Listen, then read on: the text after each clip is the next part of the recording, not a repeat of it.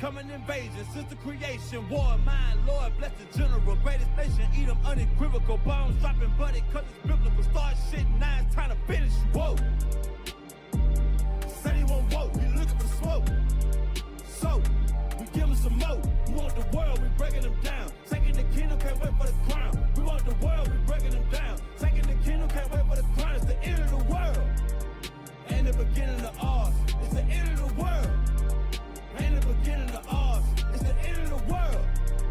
Ain't the beginning of ours.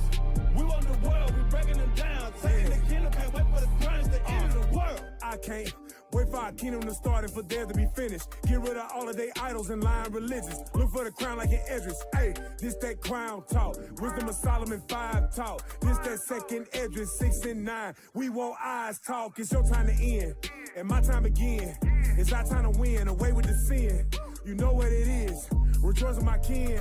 See that is why we repented. Go to streets, I can see myself in it. The city is bright, the kingdom of light. A wonderful sight past the angels, the inner light. I need 1,000 years of labor. Sit on my throne with my savior. Try to know wine, press alone. He bring pain like major. You think the nations is equal to us? TK Kirkland, who raised you? Flex on occasion, my God a racist. That's why we moving with patience. It's been a long time coming. I spent my whole life running. Now that I'm 10 toes down and established my faith on 100. Woe to the nations, my king will race them. You know they gotta be punished. Jeremiah 25. Yeah, you know they gon' fry. Whoa. Said he won't vote, he looking for smoke. So, we give him some more. We want the world, we breaking them down. Taking the kingdom, can't wait for the crown. We want the world, we breaking them down. Taking the kingdom, can't wait for the crown. It's the end of the world. Ain't the beginning of ours. It's the end of the world. Ain't the beginning of ours. It's the end of the world. Ain't the beginning of ours. We want the world, we breaking them down. Taking the kingdom, can't wait for the crown. It's the end of the world.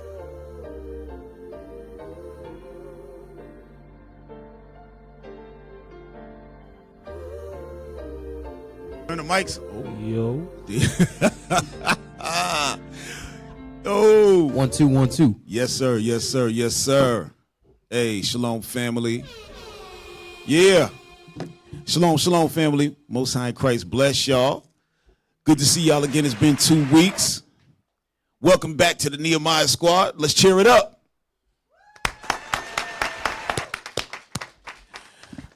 So we got to always introduce ourselves. I'm Captain Zakai. I am Officer Shem. All right, all right. So today's show is, we called it To Catch a Predator, right? But it's not like when what's my man's name? Chris Hansen. Nah. Yeah, it ain't like Chris Hansen. It's not like, we're gonna be setting up some spot and you find a dude in the kitchen with pizza and luring in little kids. It's not gonna be that kind of a story.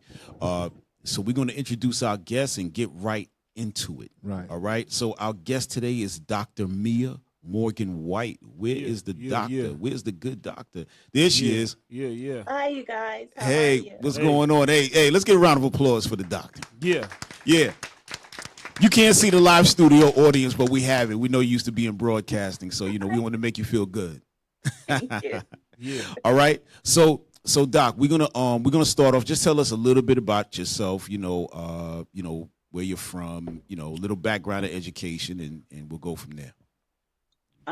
Let's see. I grew up in Oakland. Oh, so you're an Oakland girl, okay? Yeah, I grew up in Oakland at the San Leandro border. All right. So right at the other end of Oakland, I always tell people, like, if you cross the Bay Bridge, you reach Oakland, right? And then you drive for another hour through Oakland, and then you end up where I grew up. Okay. So I literally grew up at the end of Oakland. All right. So you're from Oakland, okay. And so by trade, because we spoke a couple of times, we put in some time on the phone, and you let me know that you are a neuroscientist, and I think that was the first time I've heard that. And then after you told me about that, I actually saw a neuroscientist on YouTube talking about some stuff, and I was like, wow, that's the first time I actually heard of a neuroscientist. So just explain what that is. So I finished Chinese medicine school in '97. Okay. And then I finished Western medicine neuroscientist in 2000. So what I started with was energy medicine. I was teaching, trying to, protect the education of Black boys and men and make sure they had the most equal chance possible. And I used to call it a rich man's kids education. So I first started studying the brain so I could write better curriculum to get even more kids reprogrammed. So a neuroscientist specializes in how the mind acquires knowledge and language. But when you relate that to life, and advertising has programming, everything has programming, right? TV shows have programming. Stores, what they put in the window, McDonald's, what color it is, all of that, they have already studied how it triggers a reaction in your attitude or in your body. So I decided I was going to do that in order to help my students with the program that I saw going towards poor Black and brown people. Right. And then it came into my life and to my attention that there were all these predators that had been normalized. And I met some of the victims and they said, we are broken forever. Well, hold on before you jump into that. I don't want you to, Okay. we want to we want to lead into that, right? Okay. We're gonna walk right into it. But hold on. So, and I want you to speak to us and the audience about how close it hit home, right? Okay. In regards to your ex-husband, your daughter. Let's start there. Thank you. That's what I was saying. That's why I said it came into my life. Okay, I didn't know where you were going, so I just wanted to stop you because hey, listen, y'all. Listen, Dr. Morgan is a sharp mind. So I think everything that you've ever learned in life is in that brain. You haven't forgotten a thing. You got to teach the computers how to keep all that information in there. That brain is unbelievable. So I just wanted to make sure that funny is when computers first started being like more available to the public, right, and they'd have like computer labs. I would move all the chairs away from all the computers, sit in one chair in the middle, and use all the computers at once because they hadn't made internet fast enough to keep up with it, right? So while one would load, I'd be working on another. So it'd just be me and one chair in the middle rolling over to different ones. So I understand what you're saying. Right. So what happened was my daughter came to me and told me that her dad was doing all this stuff to her, essay stuff, right? And so I just picked her up and took her directly to Kaiser. And then her doctor came out crying. It was her doctor from birth. And so her doctor took videos and talked to her and photos and wrote up the chart and had the name of 2 doctors that I needed to call immediately in other fields to help her.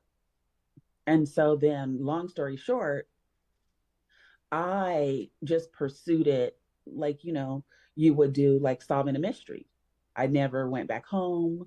I instantly just got her out of that environment. Can you turn your camera up a little bit? Because I think there you go. Well, because you guys with the wide format, I'm like, that's not my background I wanted. Oh, okay. What background did you want? With white background, white dress. I thought I did good, but I was vertical instead of horizontal. So okay. Is it still chopping my head off? Because a little bit. Just go up a little bit. This way we could just see. All right. What if we do that? All right, that's cool. Stay right there. Perfect. Okay, that's not a good angle for a human's face, but let's roll with it. I didn't know that I was not choosing a great background. Okay. So what I ended up with was having my family just try to cover it up, just like. So your own family was trying to cover up the fact that your ex-husband had been SAing your daughter. Right. And my mom taught me differently. So what she had been taught was you keep your mouth shut. What my mom taught me was you never keep your mouth shut because things can just get worse if you keep your mouth shut. So I did what my mother told me to do. And I never went home again, right? I didn't live there again. I did go like a month later with movers. but I got my daughter out of there immediately. I got her restraining orders within a few days because it was a holiday and so the courts were closed. So I got a hotel because my family would not support me. They just kept trying to make me go back. And so I got a hotel by the waterfront, and then I just, supported my daughter in every way I could. And let me just add for the audience that your husband is the father of the daughter. So I don't want them to think that he's not he is the biological. Oh, I don't. Yeah. See, I don't come from a background where that's even a possibility. So I didn't think I needed to explain that. No, I'm explaining because you know how it is. Some people might think that maybe, you married him with your daughter and he just took advantage because of the situation, but that's his daughter, literally. Oh, yeah. No, the way I was raised, you can't have a daughter if you don't have a husband. Oh, right. Okay, well, yeah. So, I'm sorry. That was assumptive. Yeah, that was assumptive by my part. And so, no, it's her biological dad.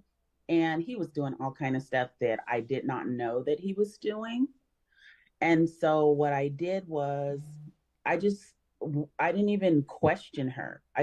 Meaning like I didn't doubt her word, not for my financial comfort, not for my safety, not for, ignoring my whole family. And so my family not being supportive was like trying to get me to just like keep my mouth shut. And I wouldn't do it. So it was a holiday. And why was that? Did they love this guy this much? What was the purpose of them telling you to stay with this man? I think a large part of it was social class. Okay. And then their normalized subconscious history. Okay. So for them, that's family business. That's private business.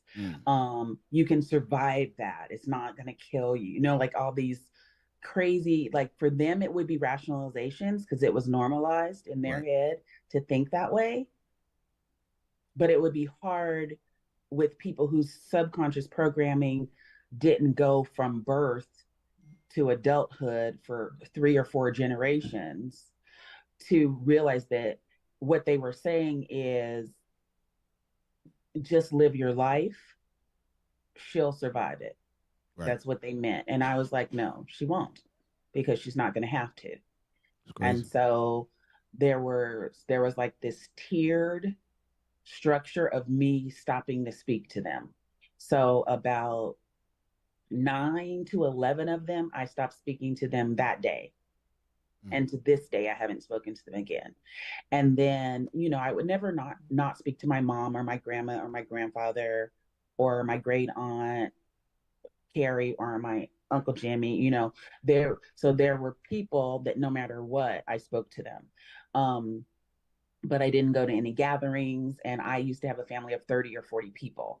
So that ate the rest. And then after I took it to court, I won. I got a restraining order. She was, as a matter of fact, the only 2.5-year-old that the judge said in the history that she knew of where a baby had their own restraining order. Because in truth, normally as a child, when you get a restraining order, you are supposed to have your name listed under your parents' restraining order. So the restraining order is given to your parent, and then your name is listed as additional. But she said in what he done and what the doctor at Kaiser and then the 2 doctors she sent her to that, I took her to, those doctors' findings were so atrocious, and they found so much proof on her body that the judge said she needed her own restraining order so that if the police were called, she would show up in the computer as the protected party so they could come more quickly, as opposed to have to come and then figure out, her name's like 5th down in a paragraph. Right. And so we did all that. And then we went to, I immediately filed for divorce. And in my family, they have a saying, you don't get married to get divorced. So it really does not matter what your husband does to you. You are not supposed to get divorced. So let me ask you, once you took it to court and got the restraining order and all that, was he arrested? No, because I thought at the time, because he was a man and there was a lot of talk of sexism. And then when I went, because he continued to pursue the both of us.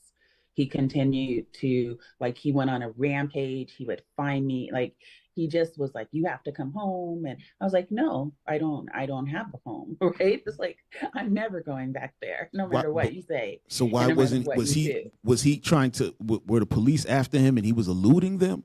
Or did they even believe that he did it? So when he found out that the police were coming for him, right, when the restraining orders went into the police computer, he called his dad, who was a white Jewish attorney in New York, in the capital of New York called Albany.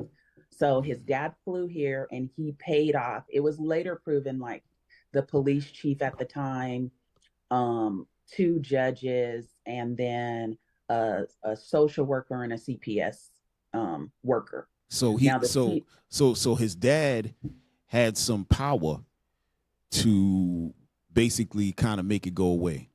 Is that what you're saying? You know, like, I was born with spiritual gifts and I was born in church.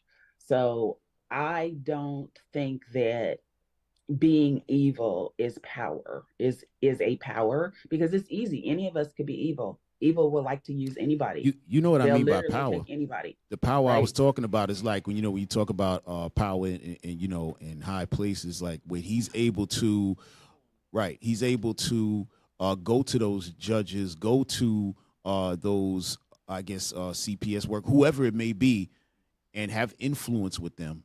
You know what I mean? Is that what we're talking about? And so I thought it was his dad did it because his dad was an attorney. And what his dad kept saying was it wasn't even for him, that his dad was just so embarrassed that he didn't want people to know he had a son like that. Right. So he didn't even do it to protect him. He mostly did it because he didn't want people to know his son was such a terrible person. Right. But that's the way his dad put it. And then I filed for divorce and got custody, got her restraining order, got my divorce started. And then in California, you're supposed to be able to get a divorce 6 months and 1 day. Right.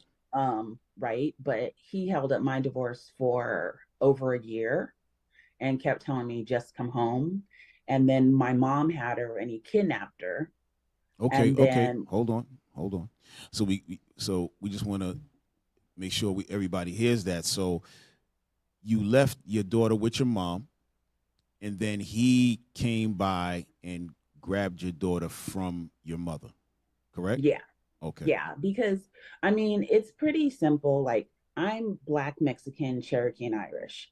And so both of my parents taught me 1 drop of black makes you black. Being Black is the best thing in the world.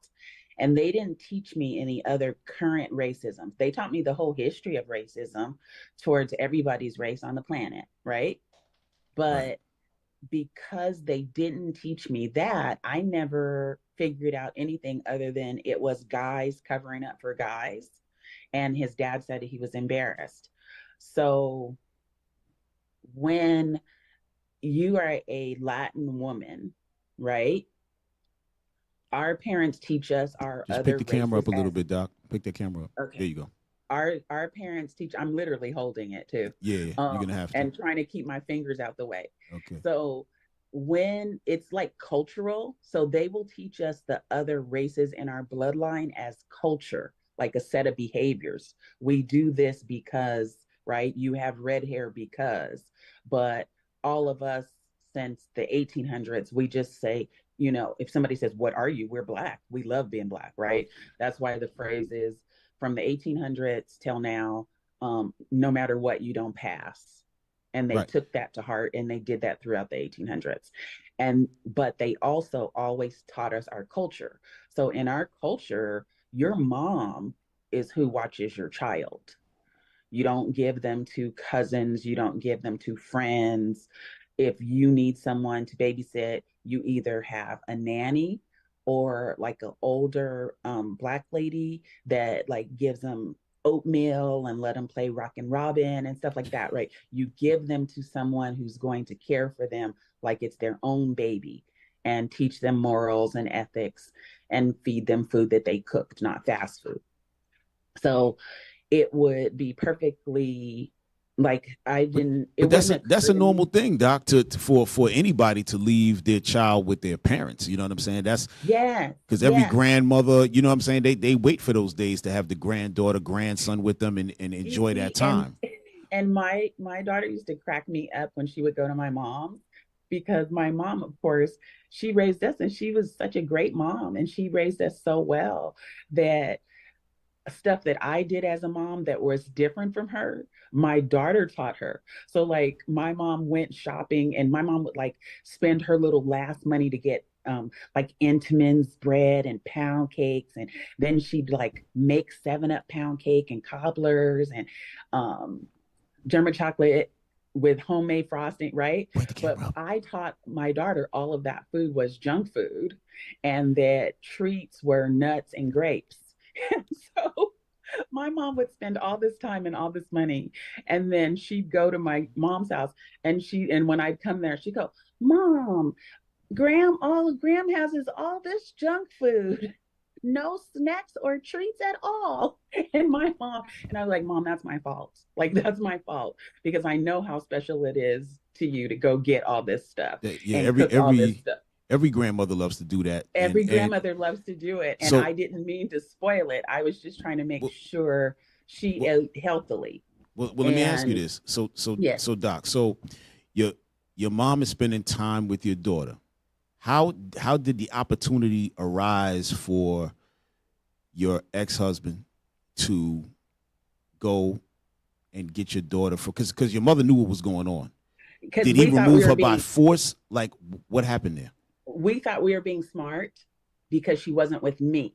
Okay. And so he was following me. His friends were following me. They weren't being violent. Not the friends were not being violent. And they were just saying, he really misses you. Please go home. And then I go, you have to not follow me to the babysitters. And so I was like, look, you guys, you can't follow me on my errands. And they just go, well, we're just trying to make sure you're okay. And I was like, well, your friend's the only villain I know. So just stop. Or do I need to start getting like breakfast for all of us? Because I'm never going back and you're wasting your time following me. So my mom thought if my daughter was with her, then she wouldn't be grabbed from me. And we just both thought that. So my mom just went on about her merry way. Like, I think like she probably took her on errands. They ended up at the park. And so that's what he did. He took her, and really, honestly, of course, who wouldn't think that? I was like, I couldn't figure out how my mom was telling me what she was telling me and still be alive. Right. I was like, why didn't you fight to the death? You're expecting that if someone is trying to take, being that she knows the situation, you're expecting her to lay down her life right then and there. Because I know she would have done it for me. She later confessed that he told her if she gave him his baby, she would leave her baby alone. And so she chose me, like for him to leave me alone. Thinking, so basically he threatened your life to your mother. Yeah. Mm-hmm. Yeah. And she didn't tell me that for like another 12 years. So I didn't know what happened. I just was like, well, it's not like she would have won a fight. And I don't think she just gave her. But after like the 12th year, after she was kidnapped, what would happen was I would come home. Like my sister lived a block away. You said after what? After what year? After the 12th year. Okay, so hold on, because we got to fill in the gaps, right? So he took your daughter, and then you hadn't seen her. So basically, she was gone for 12 years. No, you had not spoken to her, seen her, nothing. Well, 2 points. One is she was abused so badly while she was kidnapped that she had to get a surgery.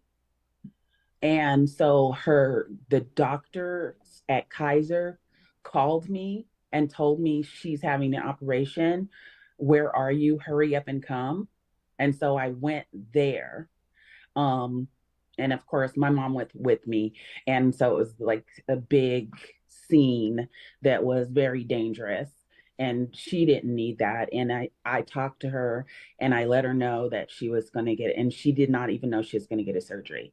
I said, the doctors are going to work on you, and I want you to call the angels, and I want you to, right? And I was just telling her everything to do that I would have told her. And she said, the doctors are working on me? Is that why we're here? And then she goes, he's such a liar. And by the way, he's such a liar too, because he said you were dead. And I was like, well, I'm not dead. So your ex-husband told your daughter that you were dead. Yeah. All right. So that she would stop asking for me or whatever, right? After you, so now you're at the hospital. Hold on. I just like to, I want to make sure that we, you're at the hospital. She's getting a surgery, right? Now, once the surgery is done, right? Or once the surgery is going on, where is your husband and why? Or did he get locked up? Like, I'm waiting to hear that. Because they kept paying to cover it up. So, of course, I immediately called the police. And they wanted me to leave because he wasn't supposed to be near me, but his dad was trying to buy him fraudulent papers to like pretend to be me because the plaintiff won everything, right? Plaintiff won custody, plaintiff, right? And so he tried to pretend to be me. So his dad gave him some fake paperwork that said he was the plaintiff and I was the defendant, but all the real paperwork with what the clerks called the purple ink is golden. So with the original stamped ink certified copies all showed me as the person. And how did he get that paperwork into the court? Oh, his dad paid 2 judges. This is crazy. And then I said, like you, I said, this is crazy. That's it. I know how to do something, right? Which is right. So I wrote a book and put all the stuff in the book. And the book was, this is how it happened. Here's how you track the crime. Here's the witnesses to show what happened. Here's the real paperwork. Here's the fake paperwork. Here's even police reports saying that his paperwork is fake. Here are the judges that bragged about it. Here's when they bragged about it. Here's the judges that tried to stop those judges. Don't blame all judges and don't blame police officers because it was paid for above their heads and they're working hard and trying to help us. All right. So Doc, let me ask you this. So, all right. So obviously he then gets custody of your daughter legally now. That's what you're saying. No. He did not, but he had physical custody of her. He had possession of her. That's the better word, right? He never had physical custody or legal custody. Okay. He kidnapped someone and his dad covered it up for him. And the whole city knew. Right. The whole city knew. And when my book came out, even the janitors, they would crack me up. But wait a minute. Hold on. I just want to know, before you go on, I just want to know, where did he go? Like, you know what I mean? He takes your daughter again now after the surgery and everything. I would imagine that he has possession of her. He now goes where? He went nowhere because he went where his dad paid for the cover up. And so he stayed put because if he even crossed into another city, the police would go question him, see the fake paperwork, and write a report about the fake paperwork. Right. So were you able to see your daughter during that time? No. What I did was, once I wrote the book, I did the comparison of the paperwork and put the witness stuff in there, and then put all kind of stuff like how I view the world, how do you stay positive, how do you work on your spiritual gifts, how do you align yourself with source, Most High God, how do you stay an empowered soul, because if something happened to me, I wanted her to know that and those secrets. And then I kept filing paperwork in the courts saying, oh, this is fake and we need a hearing. And every time they would file or unfile the paperwork, then that became another document that the clerks gave me to show that they'd done it. So eventually what took place was the file got checked out by a judge, and for 3 years, he kept the case file unavailable for public viewing, locked in his chambers. Yeah, and then that got documented. So whatever they did, there was not a move they made where 24/7 I wasn't figuring out and asking God and using my gifts to counteract it. Okay. So once, okay, so that happened. So now, what was the name of the book? A Break in the Clouds. A Break in the Clouds, right? And I know it's out of print. I know most of the other books are still out there. That one was out of print, but that book is what created or got, how can I say, started your move into the whole different career. Right. Because now and it wasn't on purpose. It was, I went to find some survivors, right? Incest survivors, and they have groups. And I went and I told them what happened, and they said, we wish we had a mom like you. And I said, well, I need to know everything that happened to you so I can figure out how to fix it. And they said, we're broken forever. No one can fix us. And so I'm very stoic. So I had to step out the room because I was crying. And then they were like, oh, and I said, no, don't worry. They said, no one can help us. Nobody wants to work with us. And I said, oh, don't worry. I'm just going in the hall and pray, and I will be right back. I'm going to be your doctor. So I don't want to be, weak. And not that people that cry are weak, but when you're stoic, there are other things you can do with that energy. And so for me, I was like, if I'm going to cry, that's not going to solve this problem. So I went, prayed, asked God what to do, went back in with a list that God had told me to do. So I asked them what hurt them, what kind of doctors had they been to, what kind of modalities had they tried. And then I spent the next 8 months going back and forth to their meetings, trying systems and modalities that I created. And then I studied 192 modalities. At that point, is probably 187. And when you say modalities, what is that exactly? Types of things to work with the brain, body, and soul to fix a trauma. So I was working with my kids. My kids were in gangs. My kids were being programmed to be in gangs. My kids were being programmed not to care about school. My kids were being told they didn't have to do schoolwork, right? So I reprogrammed their brains to learn that, hey, during slavery, if learning wasn't important, why'd they make it illegal for slaves to read and write? And they were like, we didn't know that. And I was like, here's a whole bunch of other stuff you don't know. And we're going to call it work, and you're going to get it done. And I'm going to teach you like a rich man's kids, like your parents paid $125,000 a year for this education.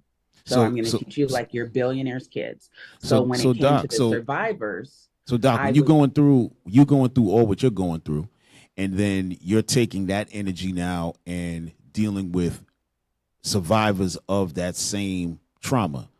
Is that what's going on? People that are stoic, it's a very old philosophy, thousands of years old.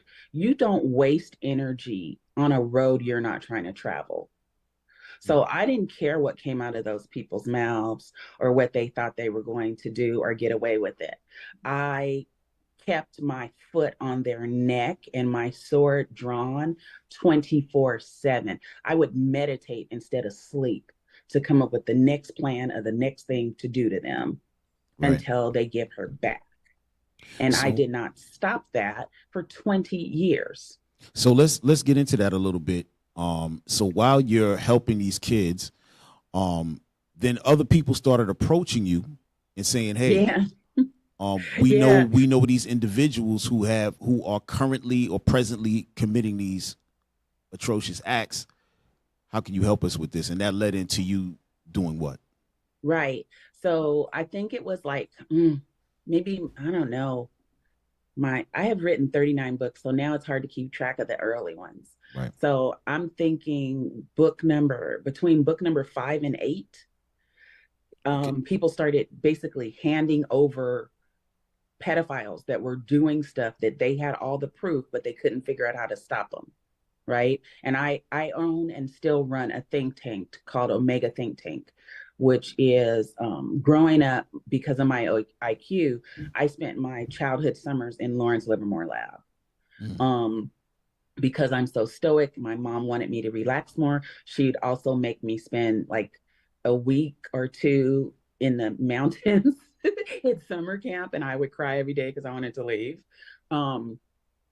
So what happened was the survivors that I spoke with, I studied modalities to help them. they were professionals. They were doctors. They were lawyers. Some of them were just totally destroyed. They were trust fund babies, but they couldn't function day to day. They were tortured, right? And every client that came to me, I was able to heal them 100%. And so people wanted to know, what are your methods? What are your modalities? This is a 2% population. And I said, what does that mean? And so I found out by my second or third book that universities were teaching doctors that these people only have 2% chance of ever recovering if that happens to them. So when you say recovery, meaning that they're able to function normally, what do you mean by recovery? Yeah. And so they basically, there were night sweats. That means, Right. they wake up dripping sweat. They have night terrors. They have feelings of being held down when they're in rooms by themselves. They might walk by and smell oranges and then have 3 days where they can't leave the house and they're trembling and crying. A lot of them don't want to get married. A lot of them cannot have kids physically. But a lot of them can have kids, but choose not to have kids. And then some of them cannot have children, but Western medicine can't find anything wrong with them. And so I would fix all of that, all the meridians, all the energy, plus the subconscious. So neuroscientists don't only specialize in subconscious, they specialize in how the mind acquires knowledge and language. So I like being a profiler. You know how a human was made by what they're saying, because it's showing their subconscious, but they don't know they're showing their subconscious. Right. So even if somebody's gaslighting you, they think they're gaslighting you. But the fact that they think they are will tell you lots of stuff about them, like how long they've been doing it, right? Are they really good at it? Are they purely evil? So as I was writing books explaining what I was doing that universities around the world said was impossible, which is getting 100% full recovery for every survivor, let's see, 3 to 5 sessions. I got it down in the first year to between 3 to 5 sessions. Right. Well, people were coming to me and they had gone to therapy for 10 or 20 years. I know, because my clients told me to raise my rates. And I was like, why? I was like, I want everybody to be able to afford it. And they said, well, you give all your money to charity. You're constantly fighting this stuff. So you need to understand that before I came to you, Mia, I paid $200 or $300 a week for 10 years. And I'm still at your office because none of that helped me at all. Right. And then I'd have other clients who did it for 20 years. So I raised the rates like they said. Right. And then I created a system for them where there was a sliding scale within my clients. So the clients that could afford to pay paid my rate, maybe some more. And then the clients that couldn't, they paid nothing or next to nothing. And I said, it'll balance out. And the clients that could afford more got to help other people, and that helped their souls heal. And the clients who couldn't afford more knew that people help you anyway, that it's not just about money, that there are people who are loving and caring. All right. And so that helped the world be better. Right. So then people started hiring me to be life coach. Okay, hold on. I want to jump into one of those books, right? Okay. Which one? I want to go into questions? To Meet. To Meet? Yeah. Meet is like 8 books away. I know, but I gotta run you through it. I gotta, you know what I mean? Because I know how you are. Okay. You're gonna take us through. But hold on 1 second. Hey, bring up slide number 11. All right, it's a link. Click on that link so the actual book can come up and we can take a look I love it. I don't even have to prepare my own slides. No, you do. I love your show. we got you, Doc. We got you. All right. Thank you. It's about time, because I had this whole world by myself all these years. Yeah, you've been doing it. Time somebody you got to get with the family, Doc. You know what I'm saying? That's how we met, right? You jumped off the bus, seen the brothers, right? So it's just about learning and getting with your family. You know what I mean? The family's here. All right, brothers. As soon as y'all get it up, okay. So. Oh yeah, that's me. Yeah. Hey, listen. I saw a couple of the covers of your books. We're gonna talk about that a little bit later. You had some. Yeah. So look, you have to remember, I'm a neuroscientist. Mhm. Every cover has subconscious programming built in. Right. Every photo shoot is overly thought out by not only a Mensa genius, but a 99. So we're not the 2% of the tested world Mensa says they are. We are the 1% of their 2%. So Okay, we're so not 1% of the world. We're 1%. okay, I of gotta inform the audience of what Mensa is, right? Guys, if you can you pull up Mensa? All right, so a lot of people probably know what Mensa is, but Mensa is basically a club that you get into when you have a very high IQ. Yeah. And so they told right. me I was in elementary school when I got accepted, when they told me. Oh, wow. And so Okay. yeah. But there are clips of me like teaching the Genius Society, because like 99s, because we are the 1% of the geniuses, to members of Mensa, we're like their rock stars. So if they want to learn something and they can't understand it, they'll go, a 99 is going to teach us this, a 99, right? So you know there's a 99. Hey, brothers, y'all found it? Bring that up real quick. Okay, Mensa, welcome to the world of excitement. Okay. Let's get to what it actually is. You could have probably pulled it up on Wiki or something, man, just to see what it is so people can understand. A lot of people have never heard of Mensa before. I used to work with a guy, and he was Mensa. He went to MIT. Usually the minimum is about 5 times the average person's IQ is the minimum entry. Right. So here it is. Can you see that, Matthias? Yeah. Oh, right. Yeah. You got to go back to the way it was just before. There you go. Oh God. All right. So this is Mensa International. Mensa is the largest and oldest high IQ society in the world. It is a non-profit organization spelled wrong, open to people who score at the 98th percentile or higher, or standardized supervised IQ or other approved intelligence test. Right. Mensa formally we'll take that. That's good right there. Okay. And I know it looked like organization was spelled wrong, but it's actually British, so I think that's why they spelled it with an S. Ah, yes. Yeah. So right. So from there, I forgot. All right. So let's get back to the book. Put that book back up. I just want to see the cover. Right. So read that for us. Okay. This is the book titled Meat. Injustice at School Leading to Gang Violence and Welfare Problems by Mia Morgan White. Right. Meat, blacklisted for telling the horrible activities by Mayor Kevin Johnson. All right. Corruption is Always Bad, book number 2. Right. Okay, so up here, Kevin Johnson, he was the former mayor of Sacramento.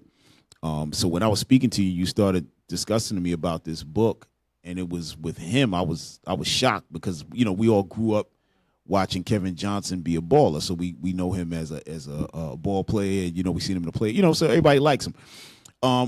When I saw that, I was like, Kevin Johnson. I was like, Mayor Kevin. I was like, wow, this is crazy. But let's talk about that a little bit. Talk to us a little bit about that situation. Well, a couple things. I didn't grow up watching basketball. Right. So I never heard of this person in my life. Right. See, I had no idea who he was on the planet. I didn't know when I took the job to write curriculum and teach my boys, right?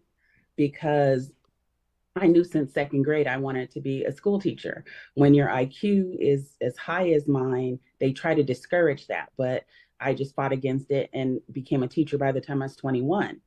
So I was hired to leave where I was living and move to Sacramento and teach and write curriculum for the school district. Well, I didn't know 3 things. One, I didn't know I was the only teacher on staff with a credential. Meaning that the rest of the teachers there were not credentialed. Illegally they were just placed in the classroom without credentials. Wow. Didn't know how to do classroom management. Didn't know how you decorate a classroom for brain knowledge learning. Didn't know how to write curriculum. let alone population. So what they were learning was racist stereotypes and not able to teach anything.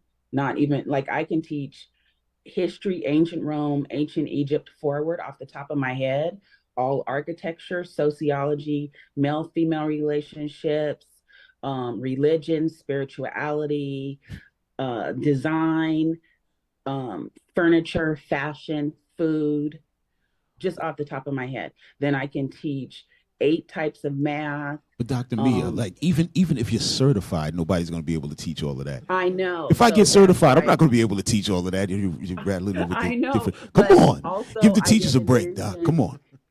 Yeah, but every time I knew that, like when I first started teaching, I thought I was going to teach kindergarten, and I would always say, till I have like a white Mrs. Claus bun, right? But the kindergarten teacher kept waiting to retire. And so they said, you're going to be waiting like 10 or 20 years. And I said, well, that's okay. I'll teach 2nd and 3rd grade. And they had this training for 2nd and 3rd grade called the DARE officer. And what he taught me, he taught the whole group, but you know me, I have so many questions, right? And what he said is that our boys had lost the ability to speak in the future tense because they knew they were going to die. By then, I had teaching credentials in multiple subjects, which is with my credential is K through 12 plus adult school and university. I also had English, which is a separate teaching credential. Then I had art, which is a 3rd teaching credential. And then I had TEFL, which is teaching English as a foreign language. And I had CLAD, which is teaching English as a 2nd language. So the TEFL's international, because when you teach English as a foreign language, you're supposed to be in another country when you do that. Right. So what I ended up doing was focusing it all on the fact that my boys, because the DARE officer said that. So the next year I taught 5th and 6th grade. And I was like, okay, you guys, you're the big kids. I need you to jump out of gangs. You know, it was my first little thing trying to like say, get out of gangs. And they were like, it's not us, it's the big kids. And I said, no, you are the big kids. There's nowhere else to go, which meant I had to leave elementary school and stop waiting for the kindergarten job and go save our boys' lives. So from then on, I taught middle school and high school. All right. So Doc, you know, for the purpose of time, you know, we gotta leap a little bit, right? Right. So then I'm trying to figure out. So when, if we fast I'm trying forward, to figure out. We fast what forward made through you? that. How did you find out? Kevin Johnson was a people creeper. No, Okay, she's gonna get to that. That's where we get into right now. So that's how I ended up in that district, right? And so we're talking the same timeline. So once I mastered how to get our boys out of gangs, then there was all this retaliation because they didn't want our boys to get out of gangs. They didn't want our boys not to go to prison. They wanted them in gangs, killing each other and going to prison. But my students, the same kids that they said, they told the kids they're unteachable because they're poor. So I go to this school, I go to the district hires me to write curriculum and then hires me, you know, because part of my deal is always like, I want a classroom. Even though I was already a doctor, I always like, I can be a doctor in the afternoons, weekends, and summers, but I want to teach, right? So we're doing teacher training. And that's when I realized at every meeting, I'm the only one with a credential. I'm the only one who even knows how to teach. And the other training was stereotype stuff like make all the students go to the gym and check their shoelaces to make sure it's not a gang cover. Well, I'd already been teaching at that point, like 20 years, 16 years, something like that. So I knew that that's not how you get them to be out of gangs. That's how you mistreat them like they already in prison instead of get them to learn that they're people that are valued. So they say, we're going to this training and first we're going to have a tour. And we'd already gone through like a week of these different little meetings where basically they just wanted to culturally appropriate certain people's ideas, we'll put it that way. And we go on these little fancy tour buses. And as we're on these tour buses, they drive us through the town, right? So they drive us through Sacramento, showing us all these places. And that's the day they told us that one man owned the school district. And I was like, so they told you that sort of, they said a man owns the school district. Right. And then So it they was not took, it was not the city of Sacramento that owned the school district. no. And then Mm. they took us on the little bus tour, right? And the buses were like really posh buses, right? Um, and so as we're riding literally on like really expensive tour buses, the guide on a mic is talking to us like we're in Europe or something, learning about Pisa. And and so that's the phrase they're using, that a guy owns the district, and then they say, okay, and this is Kevin's, this school is named for Kevin's jersey, and this school is named for Kevin's dog, and this is where Kevin's What? grandparents are. And I was just like, who the heck is Kevin, and how does he own a school district? Like, I thought only, municipalities could own school districts. So then we finally, after seemed like an hour of that, because there were multiple schools in the district, right? We go to this auditorium. And as we're at this auditorium, there's a guy on the stage who identified himself as he was Kevin Johnson. That was the first time I ever seen him or heard his name in my life. And I was just like, oh, this is kind of weird, because I really want to see, how does one person own a school district? So he talked about the district that he made, the naming of the stuff, that, so it's stories about himself and his career. That's how I found out he was a basketball player, Right. because he mentioned that, and I was like, oh, I'm very much a football and hockey girl. And then I learned Hockey. once I became a teacher, I didn't watch any sports. So as So, he but was just to be clear, for the people, Kevin Johnson, he had a nonprofit that ran or owned the school district, correct? That's what it was, and that was the nonprofit that hired you to come in, correct? I don't know if they were a nonprofit or not. Okay.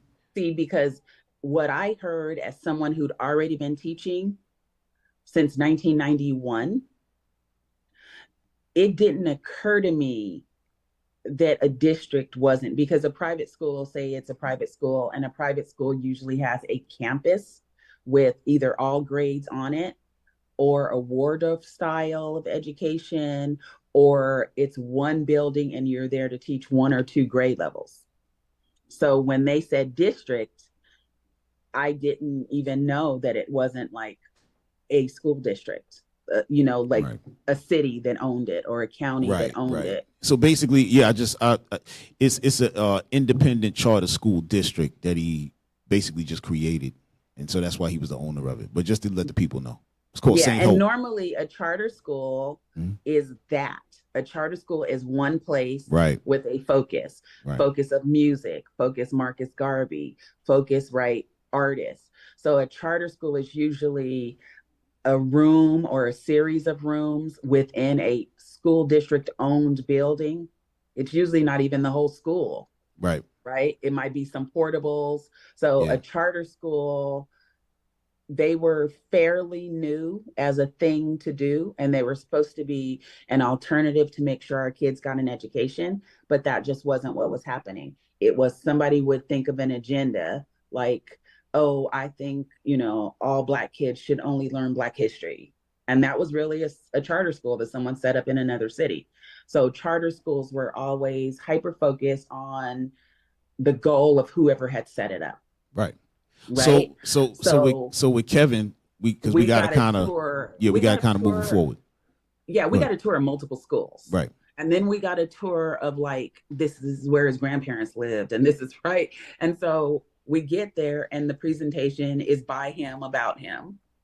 And I'm sitting there after, at that point, was a couple weeks of being in training, realizing I'm the only teacher with credentials or any knowledge of how to teach.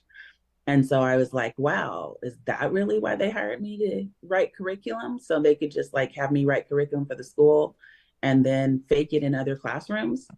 But then as he was speaking, I said, no, this is more like kind of weird, because everything in the district was named something for him, his dog, his jersey, right? There was nothing named for historical figures or Black or brown people or even white people. Like it was like an absence of every soul except for him, right? As you can name a school after your dog, but you can't name a a school after like Aretha Franklin, right? Well, Or he Marcus really Garvey. named the building after his dog. That's real. Yeah, yeah. So one of the schools. So as we took the tour, that's what all the schools were named. Either the school had a number because it was named after the jersey. Another school was named after the dog. Another school, right? And so there was I was just like, you could have named it after trees. You could have named it after mountains. You could have named it after states. Right. You could have named it Native American tribes to respect culture. There's so many things you can do in naming something that helps the world better. So, right? So in that, right? So in the fact that you saw him naming these things, you started to look at him differently, basically. Based on that, now you're looking at him differently. Now, you never knew him, but like, so 99s, we're not quite human. So we kind of function like robots or machines. Okay. So I'm just collecting data, and it's not computing, right? Okay. It wasn't my first rodeo. It wasn't my first year teaching. It was my 15th or 16th year teaching, right? So I was already a master teacher. I was already a BITSA mentor. I already had spent 14 years getting kids jumped out of gangs and educating kids who decided that that's where they wanted to be. Shakespeare, Sherlock Holmes, how to think, taking them to grade level. So they'd come 8th or 12th grade, somewhere between there, and they didn't know how to read. And I would leave with them being able to teach on a college level with the skills that they got. I would make up for all the years they didn't get skills. Right. So but just to keep it odd. Just to keep right. I just looked at it as for me, the way I function is I don't make assumptions. If I can't prove it in writing or with documents or videos or photos, I don't think anything. I'm a very old philosopher.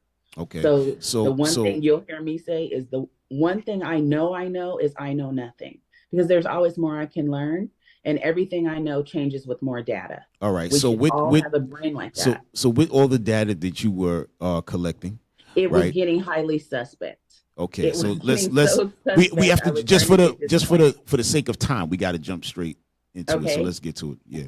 So then let's fast forward through the talk, which was, all about him. Right. And then when we got to the end, it was a quiz. And the quiz was, if we listened to him, talk about him, we would get multiple answers right. So the quiz had a couple questions. I don't remember if it was 3 or 4. But it had a couple questions, and it's in the book. So it's like, look in the book, because then I remembered, right? I've written a lot of books since then, so I don't remember that. But I remember that as I was sitting in the audience, it was very strange, because there were these men walking up and down the aisles, the rows, not the center aisle, the rows where people were seated. And to myself, I said, oh my goodness, Lord, that looks just like the old movie theater. Like, old movie theater had these like wood cutouts where they would paint stars, or they would paint ocean waves, and then they put 3 or 4 in rows, and people would be at the end of each one moving them, or the stars came down and it'd be like a man with a stick and moon and some stars. Right. So you're saying, right, they would have like those are old school special effects people or something like that. Special effects in the theaters from the 1700s and 1800s. It actually started Shakespeare in 1590, but let me move forward, please. So when they were doing that, I just felt they seemed like sharks, right? I was like, it's like they're moving like ocean waves that aren't there or there, and they're sharking the audience. And I said, well, no, you're not here for that. You're here for your boys. Just focus on your classroom and what you're going to teach them. The presentation will be over, right? And then they go, whoever answers the question will have lunch on Kevin. Now, when you go to conferences, you go to expos, you go to training, lunch on a company, lunch as the raffle prize is you get a gift card for wherever restaurant they bought a gift card for. Sometimes it's a lot of money, and so you can take your family, or sometimes it's enough for 2, right? But it's always a gift card. But it got more strange, because I was like, okay, well, at least it's over, right? At least I can go back to decorating my classroom and writing some curriculum. But instead, it got more weird in my other line of work because one person answered the questions, all of them correctly. And then nobody acknowledged that they answered it. The people leading it just acted like they didn't even hear the right answer. And they said, well, who's going to give us the right answer? And I was like, I just heard all the answers right. Then a second person did it, and the second person got all the answers right. They ignored that too. And the men are still sharking the rows. And then a third person answered, then a fourth person answered, then a girl that was like maybe 21, 22, right? At the most. She answered, and they said, oh, we got a winner. And I was like, wait a minute, how come nobody in this audience realized 4 people already got this right? Right. Okay, so they waited for the young lady to so right. Then I was just like, oh Lord. And then I'm literally like plugged into Source, asking God, like, please don't tell me I'm here for my other line of work. Please let me have a classroom. Well, let me say this, Please Doc. We'll check Right. it out. And she's 20, let's say she's 21, 22, right? Mhm. And there's nothing crazy about that, right? She's an adult. Nothing at all. Right? Nothing at all. Okay. And so I don't make assumptions. I Right. need to see it. I want to see it in writing. I want to see photo. I want to see evidence. Like Perry Mason, where is Della's files? I want to see proof, not assumption. Doesn't matter what I think. Doesn't matter who I've already been stopping at that point for 16, 17 years. No. Right. So, and let me say that though, because previous to this now, you had already been stopping pedophiles all over. Oh yeah. Right. All so, around the world. Right. So now we're gonna stick a pin right here. We're coming right back. Okay. But previous to this, you had been going to golf courses and hunting down, like, say, multi-million-dollar, billion-dollar pedophiles that names were given to you by those clients that you had, right? Yes. Or by men who worked with those guys or worked for companies those guys were demanding, they want 3 8-year-old boys from Thailand. Okay, yeah, Or we won't crazy. do business with you if you don't. Okay, hold on a second. We're gonna let me get right back to the pin. It got dangerous. Yeah. I put a pin in something. Exactly. I went down the slope. But so let's get. We're gonna clean up with Kevin and then get there, right? So, Okay. So with Kevin now, just jump back. So now the young lady wins the lunch, and what happens? Well, she didn't really win the lunch because the 4 people before won the lunch. You know what I'm saying? Yeah, they picked her. So I'm now thinking like, I better connect to Source. I better turn on my spiritual gifts. I better see what's happening, because why does God have me here? Because God could have prevented me from even taking that job. So when I'm using my gifts, the first thing God tells me is ask the guys that I saw sharking, right? So I went up to them and I said, are you Kevin's bodyguards? Because I needed to know as a profiler, who are these dudes, right? Why do they seem like sharks in the audience? Why do they? So I just said, are you Kevin's bodyguard? And the guy says, no, I'm Kevin's lawyer. And then I went to the next guy and I said, are you Kevin's bodyguard? And he said, no, I'm Kevin's lawyer. So by the time I got to the third guy and he was also Kevin's lawyer, the fourth guy was his bodyguard. That meant he was somebody traveling with 3 lawyers and 1 bodyguard. Now, as a neuroscientist on a subconscious level, you can run that brain through history. And there's only villains that travel with lawyers, especially 3, and arrogant narcissist villains that would only have 1 bodyguard but 3 lawyers. Okay, Now, but even with that, right? It would have been smart to have like 3 bodyguards who were also lawyers, because there's a lot of lawyers that's kind of buff, right? Oh man! So, but that wasn't it. That wasn't the game. That wasn't the game they played. But listen, Doc. But based on that, right? But still, right. where does your mind go to say, well, this guy's up to something nefarious just because? Well, because as I run it through history, right? Because profilers who are neuroscientists run your brain through all the places in history where this action would make sense, right? Okay. Who would do this? What brain would this make sense to? What subconscious would need these, right? So maybe you guys grew up, there's always possibilities. Maybe all of them grew up together and 3 of them turned out to be lawyers, but as little boys, they were best friends. That's a possibility. So a good profiler runs all the possibilities of what you're seeing to make sense that's outside of villainy. Right? So outside of being a villain. But for I'm him, gonna bring something up real quick. Hey, brothers, bring up number 8. Just gonna throw something up there real quick, right? So as Dr. Mia, she doesn't know anything about him at this point in time. So she's just looking at how things are moving and all of that. Once you get that, brothers, bring it up. All right, and this way everybody can take a look at this. Y'all got it? All right. All right. This is the Phoenix New Times. Phoenix Suns' Kevin Johnson corroborates that hug may have been too physically intimate. Right.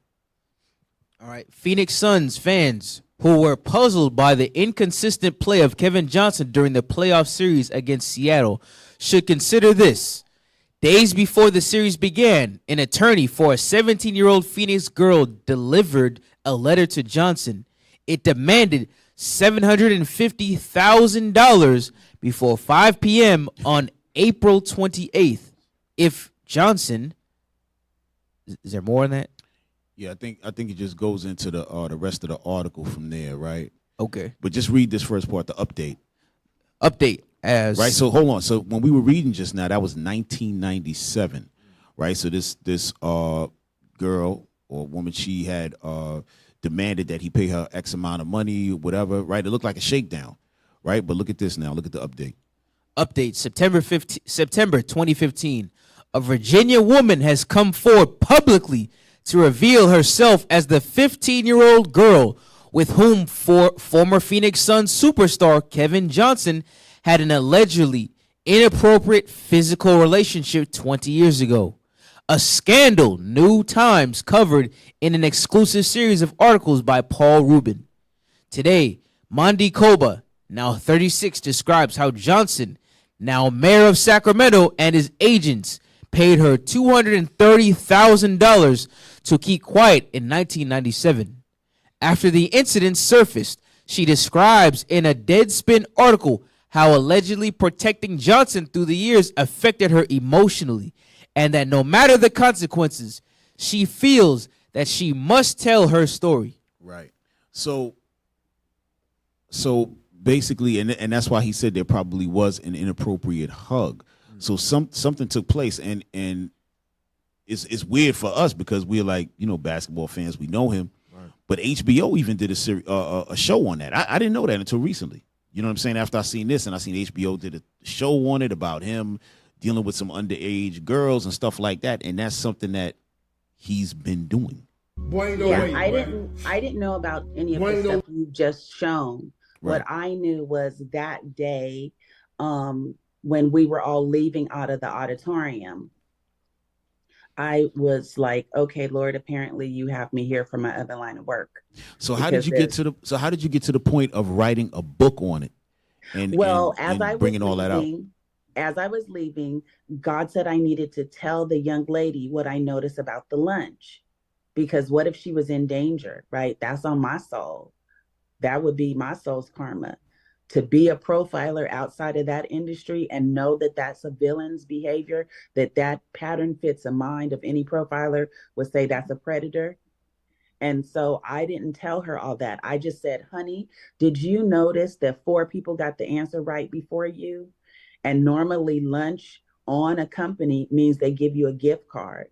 I said, I don't know if you should go to that lunch. I'm not, but you need to, I want you to know. 4 people answered those questions correctly before you, and lunch is normally a gift card. And then I left and I never saw her again. And then the next day, Kevin withheld my $86,000 for curriculum, refused my pay that I already worked for in the district, stole my stuff into my classroom and wouldn't let me go to my classroom. And normally I spend between $900 and $2,000 on stuff for my classroom so that my kids have a learning center. So how did he find out that? Did she mention something to him? Who? I don't know, because I never saw that girl again. Maybe she refused the lunch, or maybe someone heard me tell her about the 4 people that answered. Maybe, I don't know. He's a telepath. I don't know. But I do know that he went on this rampage, and then only a narcissist does that. He went on this rampage trying to destroy my life. So he stole the money that they owed me of the $86,000. He stole my boys from me. I didn't get to teach that year. He stole the stuff in the classroom, most of which I go around and try to find like antiques to help them learn about history and then decorate for curriculum. And then he went on this vendetta because I had used all my money to move there. And so I figured my first paycheck, most teachers know this, your first paycheck, you haven't had a paycheck all summer.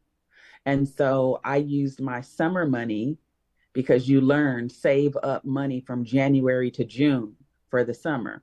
But I used that money to move there.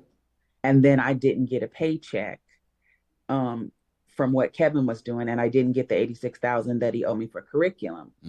So instead of fight it or even follow up, I was just like, geez, that was weird. I hope she made the right decision. I hope she's safe. Right. And then I went on about my life and I wasn't really concerned about him.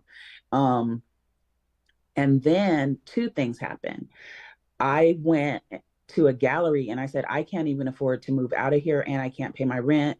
Can I, as a classically trained fine artist, can I have a show so I can sell paintings so that I can survive what just happened? Because I just went through a big injustice. And I told the guy what happened and he said, you know what? My gallery's been here like 20 years. Either his gallery's been there or he's been in Sacramento 20 years. And he said, my entire calendar is booked and one person just canceled.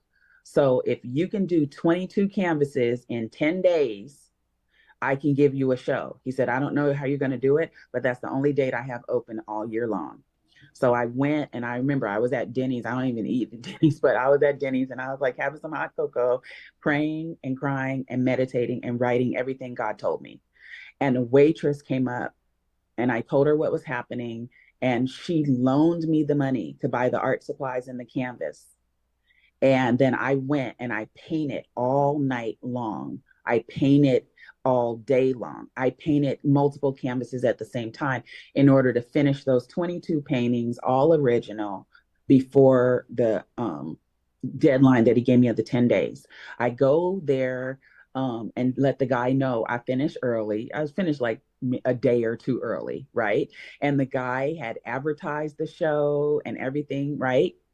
And he said that Kevin's best friend owned the building his gallery was in, and that Kevin had blacklisted me, and that his friend would shut down, Kevin's best friend would shut down the old man's gallery if he showed the art exhibit.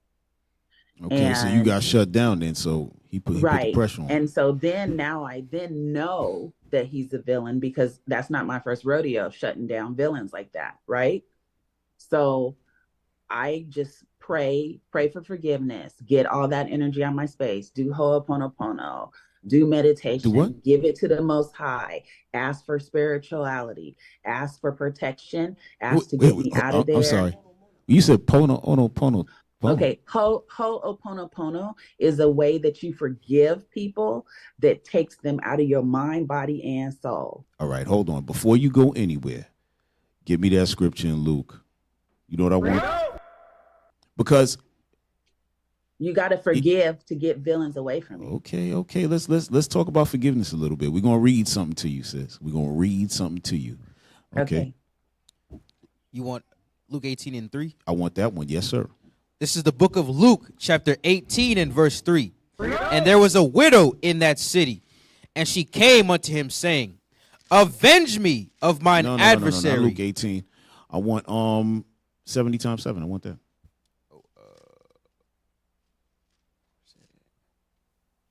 What is that? 14? What is it?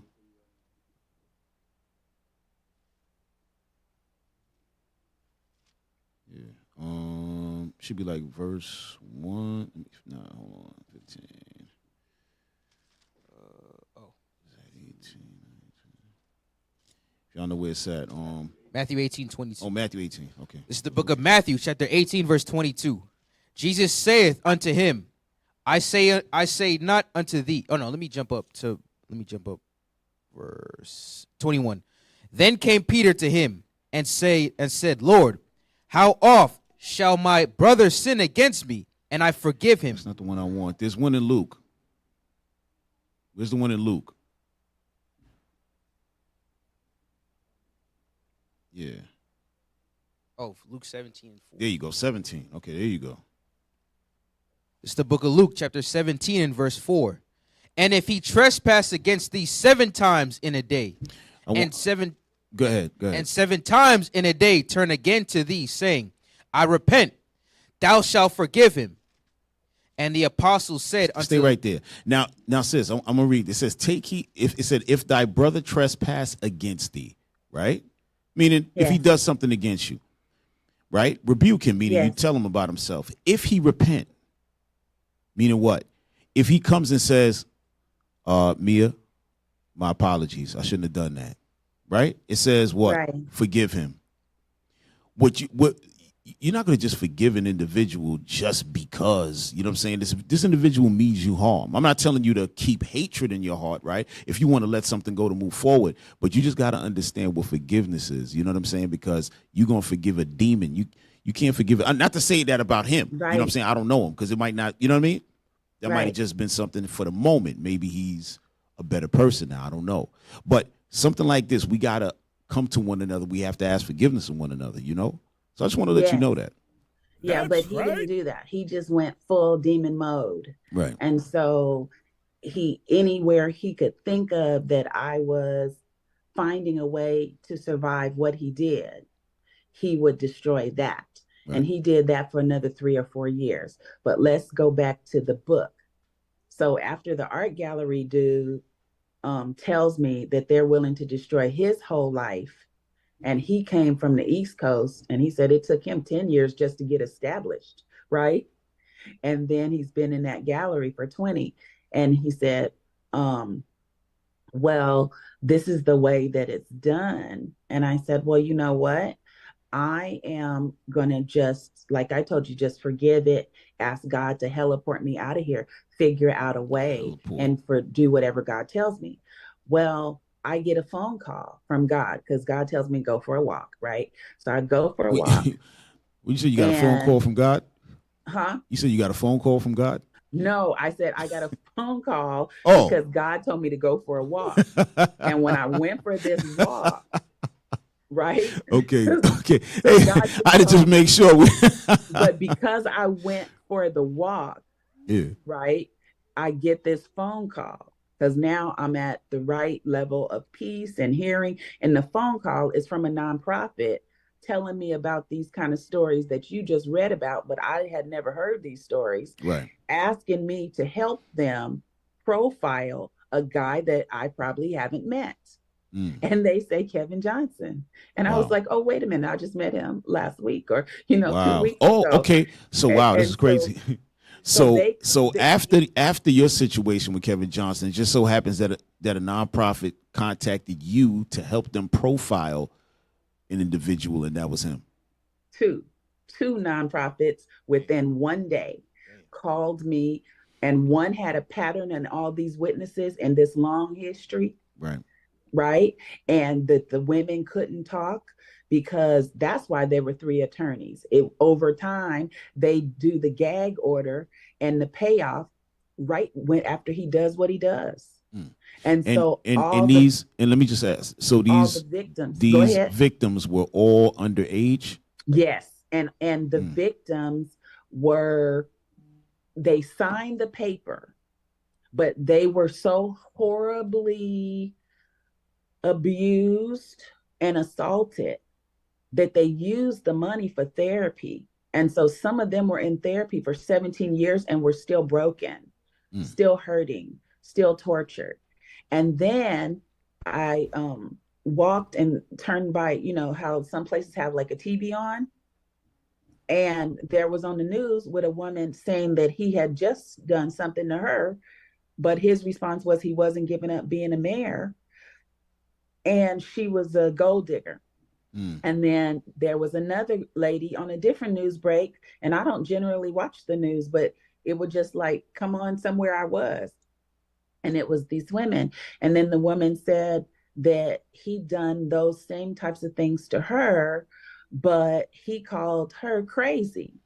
But pedophiles been calling people telling the truth about them crazy since the 1700s. Right. So And so, then- and real quick, I'm sorry. It's okay. So, we know generally after that, I mean, that pretty much squashed his whole political career. He had to give it up after a Well, while. he squashed it in his arrogance and his constant attacks and going against God as if God was not the final authority. So he brought the warring angels upon himself.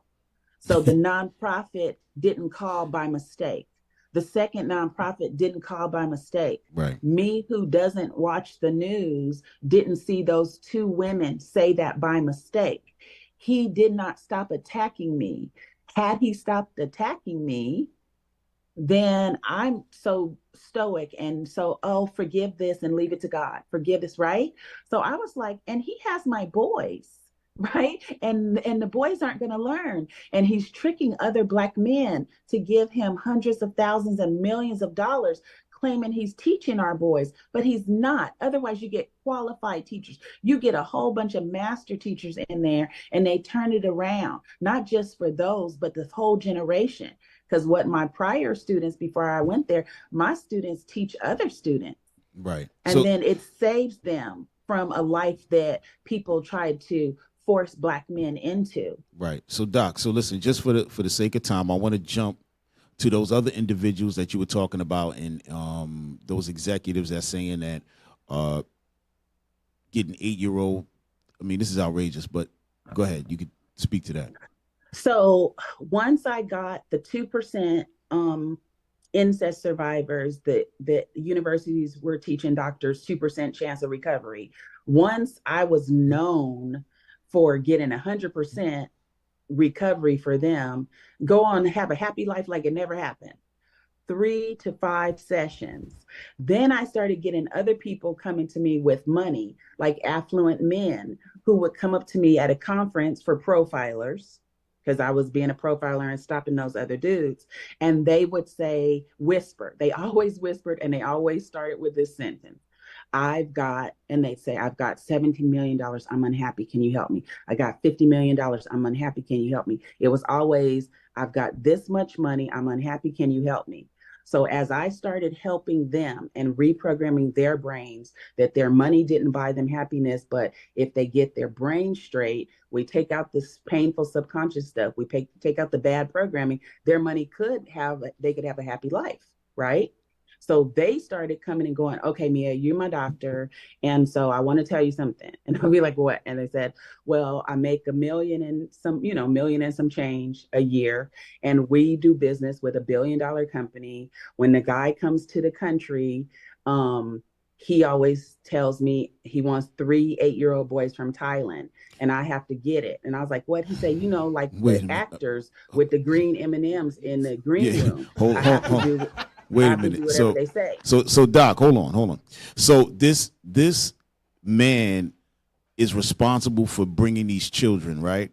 So now so he's in Thailand at the time, and then he has to go and grab these kids? No. This is crazy. It's crazier than that. So it's think my life coaching clients, I keep their privacy unless they tell me to tell their story. So I've helped over 121,200 people, according to the nonprofits, right? Because they keep track. A client in the US, who are the guys that I call them, they're my other boys. Basically, they're a whole bunch of multimillionaire playboys, right? And or either self-made multimillionaires and they want to be happy, right? They got the money, but they're still not happy yet, or something bad happened to them, so they want to be happy. So we just call it joy coaching, right? So when he came to me, we fixed his problem. When he saw me again at conference, he was like, okay, Mia, you're my doctor, so I'm going to tell you something because I can't do it anymore, right? And I said, okay. So he told me what I already told you. And he said, I used to rationalize it because I know that if I don't get this guy, those boys, then I'll lose my million plus that I make per year. And Where's he getting from? They'll just give it to somebody else. Where's he getting the boys from? That's what I'm asking. Like, how is he? What is he doing? Is he personally grabbing them? Does he have to pay people? What's going on? He's in New York. He can order them, and there are places in New York that traffic, or he can order them and have them sent literally from Thailand. And so what he had rationalized until he met me and I helped him, he had rationalized somebody else will make that money. So even if he refuses, he's not helping the boys because they'll just pay somebody else $1.5 million. And that was not his only job. His job was to be an executive for a company. It's just that his company made $100 million a year just on doing business with that one dude's $1 billion company. So if he didn't do everything that guy said, his company could lose $100 million. And they would fire him, and then he'd lose the $1 million plus that he makes. Yeah, but after I was his doctor, what he said is that he couldn't do it because he knows it's wrong for his soul. He knows that it's wrong for his chi, for his energy, for his frequency, for his vibration, for what he brings into his life, right? So he came and told me he's never going to do it again. And he gave me details. So then I was able to then stop that dude. So people started bringing pedophiles on a silver platter. And then I would find the evidence, remote view. I called it Find Their Della, because a lot of times there was a secretary that knew, and the guys did it 20, 30 years. But their secretary knew, but their secretary might be newly divorced or have young kids. And so but Dr. when Mia, they got old, hold on, let me even Dr. Mia, let me jump in real quick. I'm sorry. Let me jump in here because we don't have that much time, right? So I'm going to jump in with a couple of things, and then because the question will always be, what happens to these guys, right? But we're going to stop right there. Hold on. You don't got to answer right now. Hey, pull up number one. Pull up number one. Because this what we're hearing, right? And we've been hearing about this stuff for years, and now we're hearing it kind of like a second hand from a person. But these are things that's been going on for a very, very, very long time. Yes. Right? Very long time. Yeah, so I kind of want to show that, through history. Get me the book of First Maccabees. All right. Let's get that real quick, and then we're gonna pull up. All right.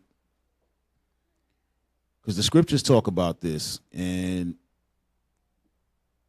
First Maccabees chapter 1.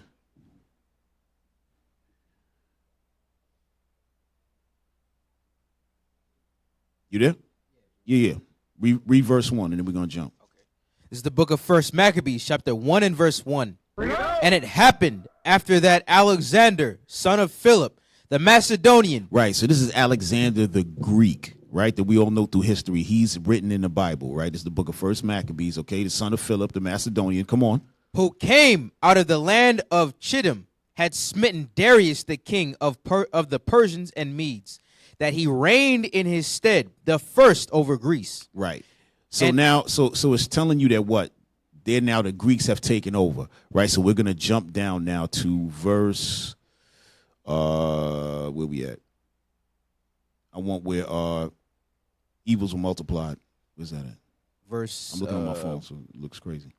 Yeah, verse 11. Yeah, there you go. In those days went there out of Israel wicked men who persuaded many, saying, Let us go and make a covenant with the heathen that are round about. No. Evils will verse 9. I'm multiply sorry. in Verse earth. 9. Yes. After his death, After Alexander the Greek's death, go ahead. they all put crowns upon themselves. So did their sons after them many years, and evils were multiplied in the earth. Right. So it says that when the Greeks came in, that evils were multiplied in the earth, right? So now they was already evil in the earth. But when they took over now, things went to a whole other level, right? So now bring up that thing I asked y'all to bring up, number 1. Right? Okay. Pederasty. Read that. This is pederasty. Pederasty or pederasty is a sexual relationship between an adult man and a boy. It was a socially acknowledged practice in ancient Greece and Rome and elsewhere in the world, such as pre-Meiji Japan. Right. So back then, go ahead. Read that next part. In most countries today, the local age of consent determines whether a person is considered legally competent to consent to sexual acts and whether such contact is child sexual abuse or statutory rape. Right. So usually with child sexual abuse, that's when the child is very young. Statutory rape sometimes is between, maybe you could be 18 and the girl could be 17, and that could be a statutory rape. But generally, with this pedophilia, because that's really what it is a grown-up adult with a child. That's really what it is. All right? An adult engaging in sexual activity with a minor is considered abusive by authorities for a variety of reasons, including the age of a minor and the psychological and physical harm they may endure. Right. And real quick, just bring up those next images. I just want to show you something. And Doc, just check these out as well. I know you have some knowledge on this as well. So bring up the image number 2, show the cover of the book, and then we're gonna get to it. All right. So this is a book by Frank Snowden Jr. It's called Blacks in Antiquity. Right. Bring up the next one. Can you read that, bro? Zoom in just a tad bit.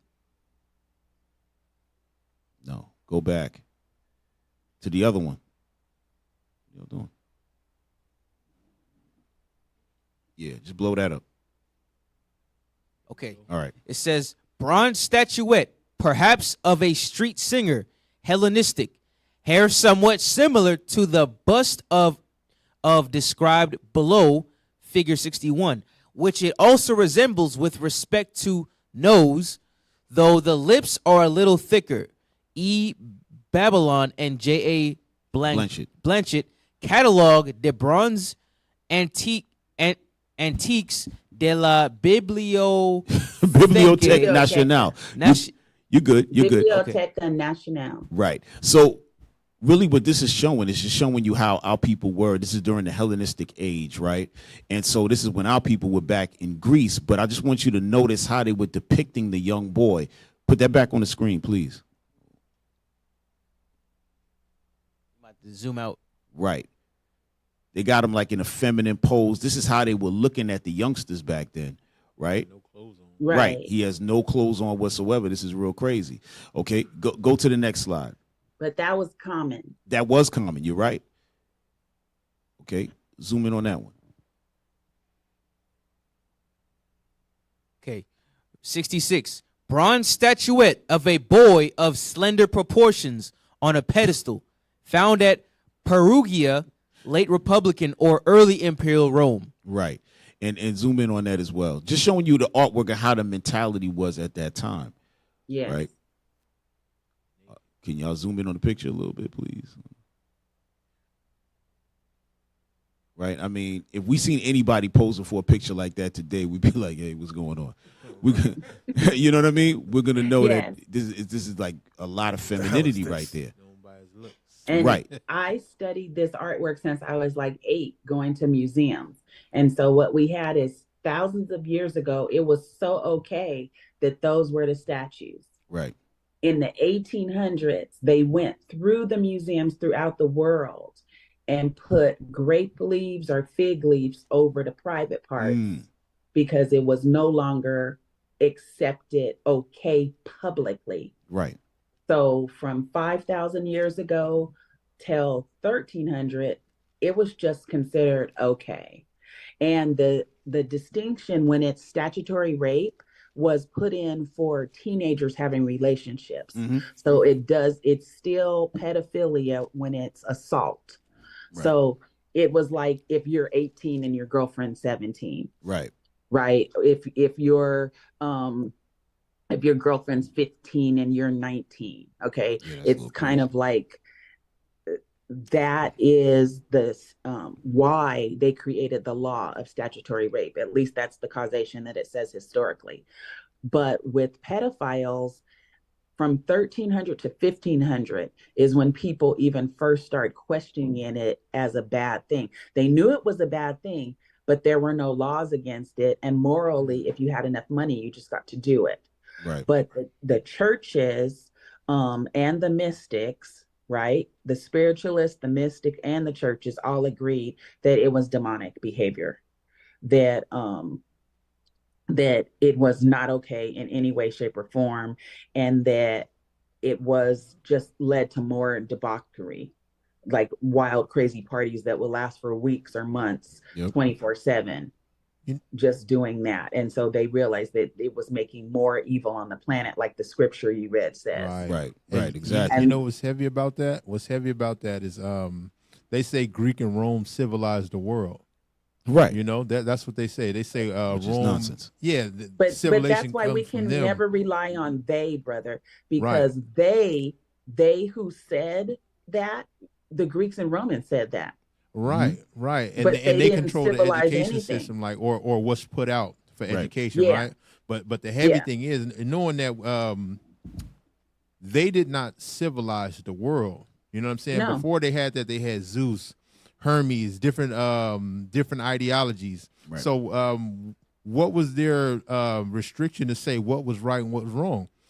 In Rome, you could have sex with a cat. You could have sex with a dog. You could, Right. You know what I'm saying? You could do anything went. If it felt good, do it. But now the Bible comes in and it's got all these guidelines on what's proper affection, what's inordinate affection. So when I Right. read Leviticus 18, go to Leviticus 18. Give verse 6. Start there. Yeah. That's perfect. That's perfect because it kind of go into your situation. And like you say, it's normalized behavior since back then, but those same people run the country. They're not calling themselves Greeks anymore. You know, names have changed. They say, well, now we're Americans, we're Britons, we're this, that, and the third. But there's the same people that want to do these things their forefathers done. So read that. This is the book of Leviticus, chapter 18 and verse 6. None of you shall approacheth to any that is near of kin to him, to uncover their nakedness. I am the Lord. That's what God said, right? So now boundary is set. Boundary is set. So that inordinate affection that Rome was, and the reason I'm saying, jump up to verse 3 real quick. This is the reason I'm relating it to nowadays, because God got history covered, right? And then he also has nowadays covered too. So look what's going on in verse 3. Verse 3. After the doings of the land of Egypt, wherein ye dwelt, shall ye not do. So guess what? In Egypt, everything we're going to read down here, it was common in Egypt. It was not wrong. It was commonly practiced, so on and so forth. Read. And after the doings of the land of Canaan, whither I bring you, shall you not do, neither shall you walk in their ordinances. Right. So one of the first things that God's telling us that they're doing, it's common there. You know what I'm saying? You guys just came out of that land. You guys learned their customs. Now, guess what? I have to civilize you guys again, right? So here goes the ordinance. When we jump down to verse 6. Verse 6. None of you shall approach to any that is near of kin to him, to uncover their nakedness. I am the Lord. That's what God said. So regardless of how common it was in Egypt where you just came out of, you're not supposed to do it. Now, no matter how common it was in Rome for a prince or a pope or whatever to take a young child and have them pose for you know what I'm saying? Well, God knows what they were doing. Yeah. We cannot do that. That is inordinate affection, right? What else do we have here? You got everything there. Yeah, Well, it's all that's this. why all God put bad. it in the Bible. God put it in the Bible for our spiritual protection. Because what those parties showed and what those practices showed was they didn't like triple the amount of evil. Now, It and he put it was in there for our physical protection. This is what right. this is what this It is. was You want verse 10? I think so. That's what I was just. it more than like 1,000 or 10,000 times multiplied the amount of evil that was on the planet. Right. And just like you were talking about before in regards to coming through the time, like through the 1300s, so on and so forth, what the people even then, they were saying that things were getting so bad. That's why they started to create those, you know, how we have the judicial laws now, because it was making the place just ridiculous. Right. You know what I'm saying? Even the wicked knew that was wicked. You know what I'm saying? Right. Well, go ahead. Yeah. As we reading down, jump down to verse 8. Verse 8. So this is some things that God is telling us is not cool, even though we see it common, right? Read.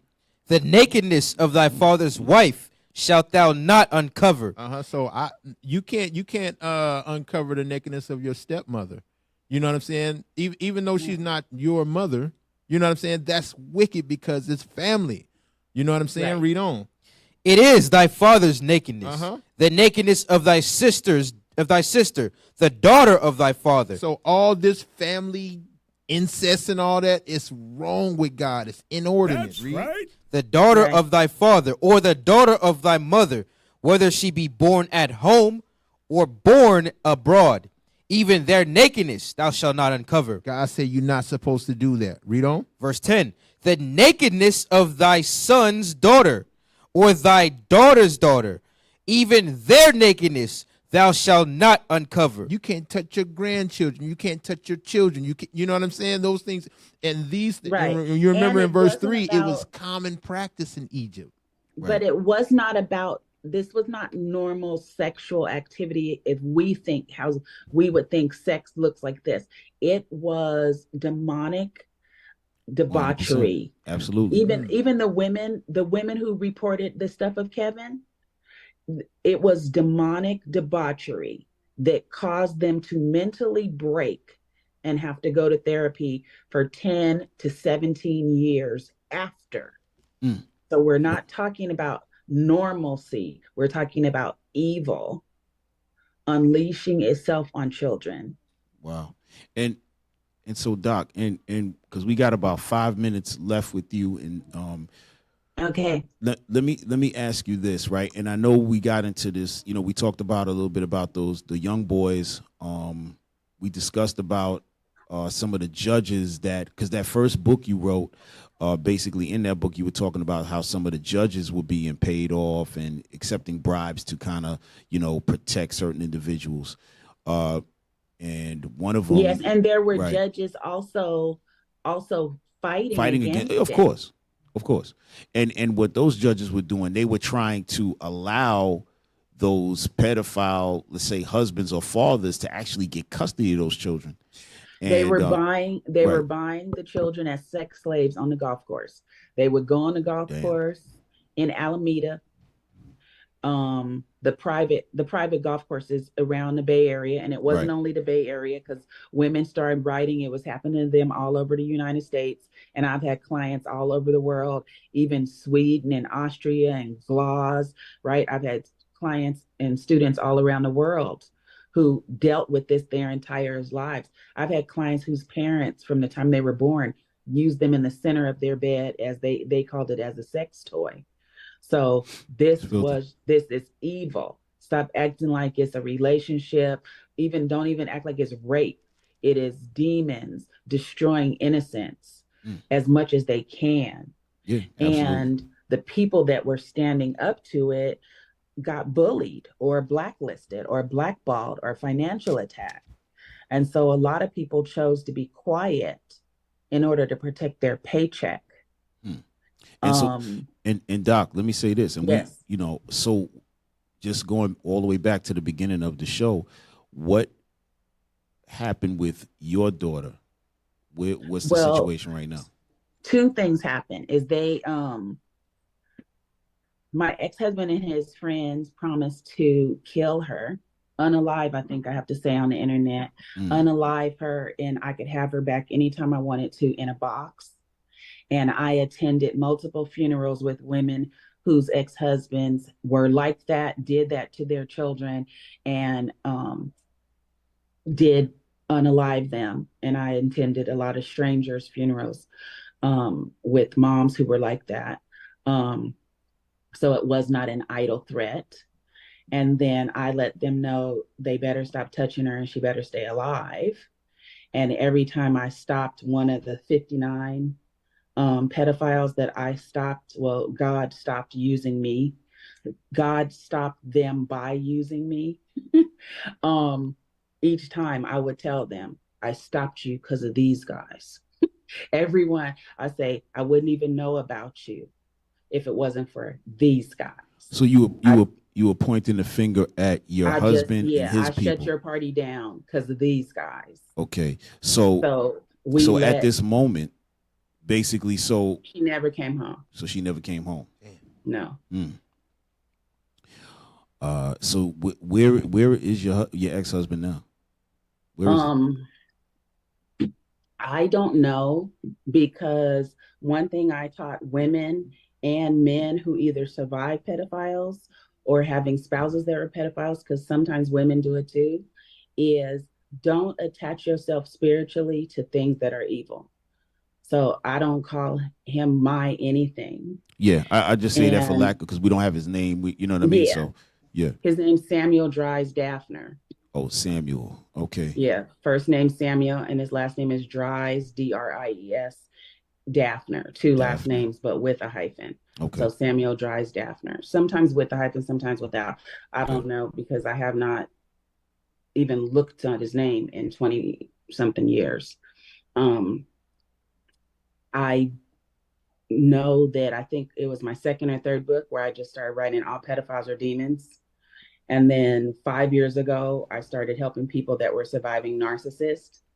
And it was the same kind of evil that came into your life to destroy your life.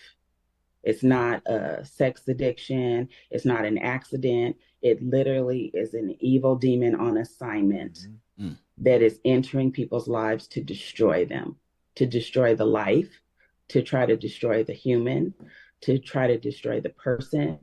And where we know it was the ancient times to the 1300s, started talking about uncloaked evil walking down the street, right? By the 1500s to the 1700s, that's when they started telling people you don't get to do this publicly. We're not looking the other way. So it went more underground. And when women and children told from the 1700s till like 1910, 1920s, they put them in an insane asylum for telling the truth. And then the noblemen that were pedophiles and the wealthy that were pedophiles would go to the insane asylum wearing Venetian style masks and tuxedos and would harm the people in the asylums, sexually assaulting them and having debauchery parties, right? Unnatural sexual parties.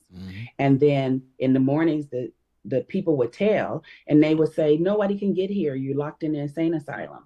But they would pay and basically turn it into a brothel at night and torture them some more. So by 1950, everybody knew, keep your mouth shut, because you don't want them to take your money. You don't want them to block your life.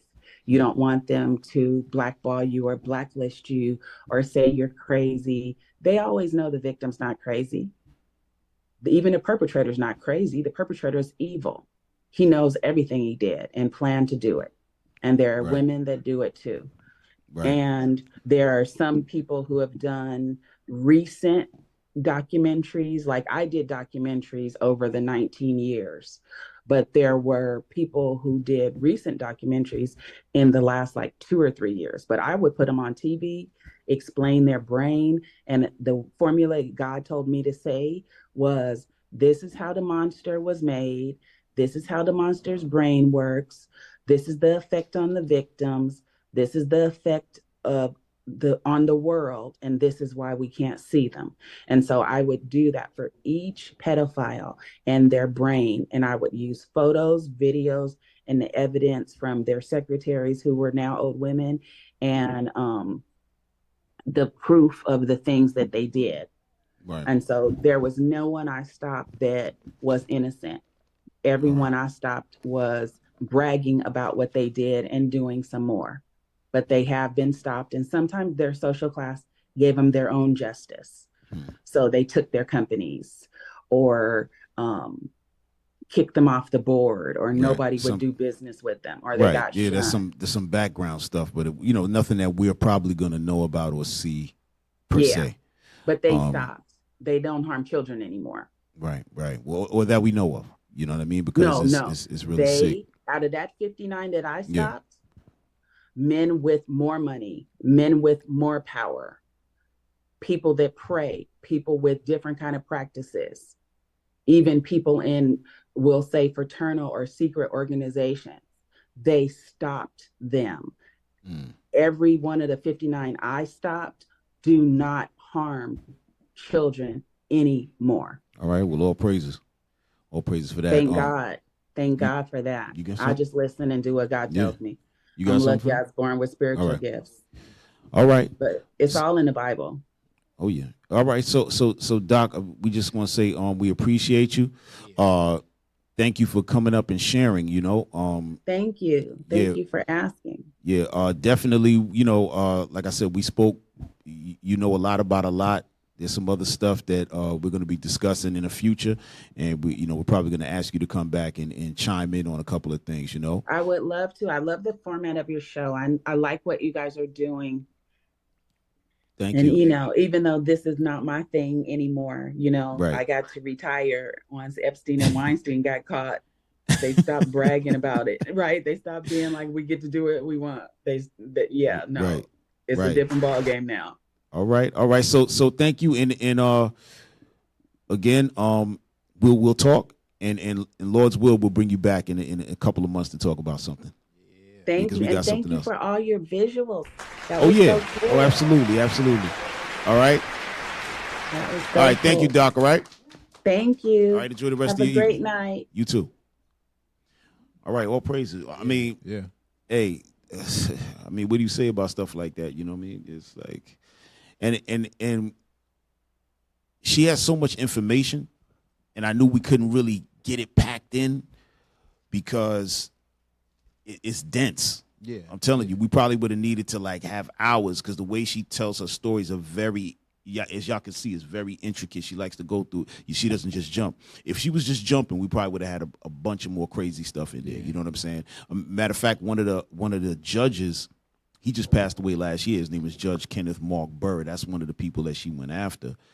Because he was kind of hiding stuff and all of that. And I saw he just passed away last year, but this is what it is. Hey, Officer Shem, you had something you want to bring out? Yeah. What we fail to realize when we go through atrocious stuff like that is that we bring this type of stuff upon ourselves. Go to Deuteronomy chapter 28, verse 32. Deuteronomy chapter 28 and verse 32. Yeah. Thy sons and thy daughters shall be given unto another people, and thine eyes shall look and fail with longing for them all the day long. Meaning your kids is gonna be taken from you, ripped from you, sold and drugged. Sex trafficking rings, and it ain't gonna be nothing you can do about it. Why? Because us as a people, we bring this stuff upon ourselves when we break the law. When we break the law, stuff like that happened to that sister, it should have never happened. Yeah, that's why? Nice. Because we broke the law. Go to 7 and verse 3. There was more on that. Go finish it out. And there shall be no might in thine hand, and you ain't gonna have no power to get them back. You just get your kids ripped away from you, and now they got people paying to keep their mouth shut. They're paying the judges to allow this to happen. Why is this happening? Because we in the midst of sin. What's the sin? Deuteronomy 7 and 3. Deuteronomy chapter 7 and verse 3. Come on. Neither shalt thou make marriages with them. So the Lord, he giving us physical protection. He's telling you what to do in order not for stuff like this to happen to you. The first mistake is we dealing with other nations. How we supposed to be when we only supposed to be dealing with ourselves? Go ahead.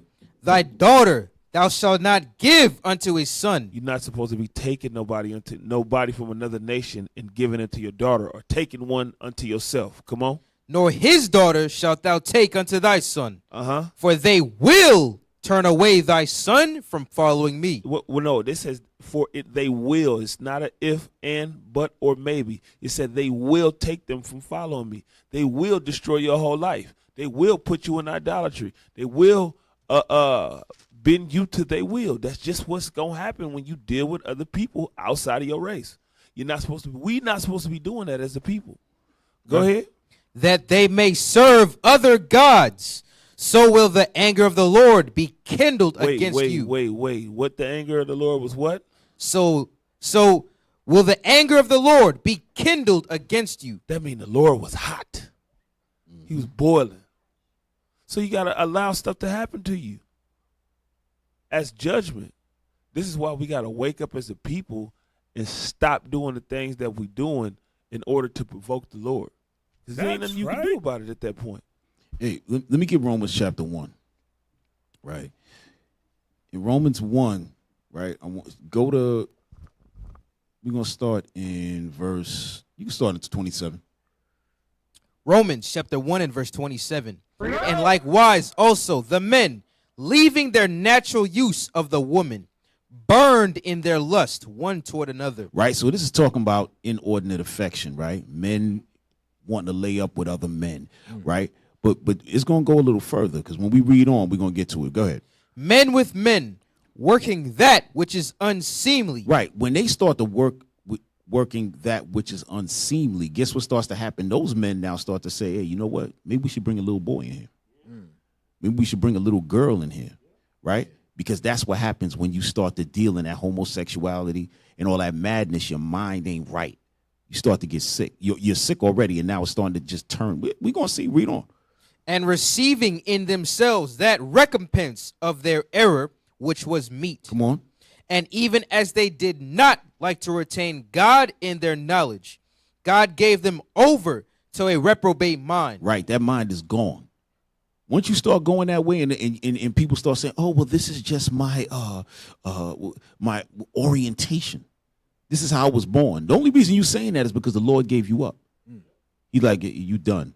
So now in your mind, you really believe what the foolishness and the evil that's going through your mind. Read on.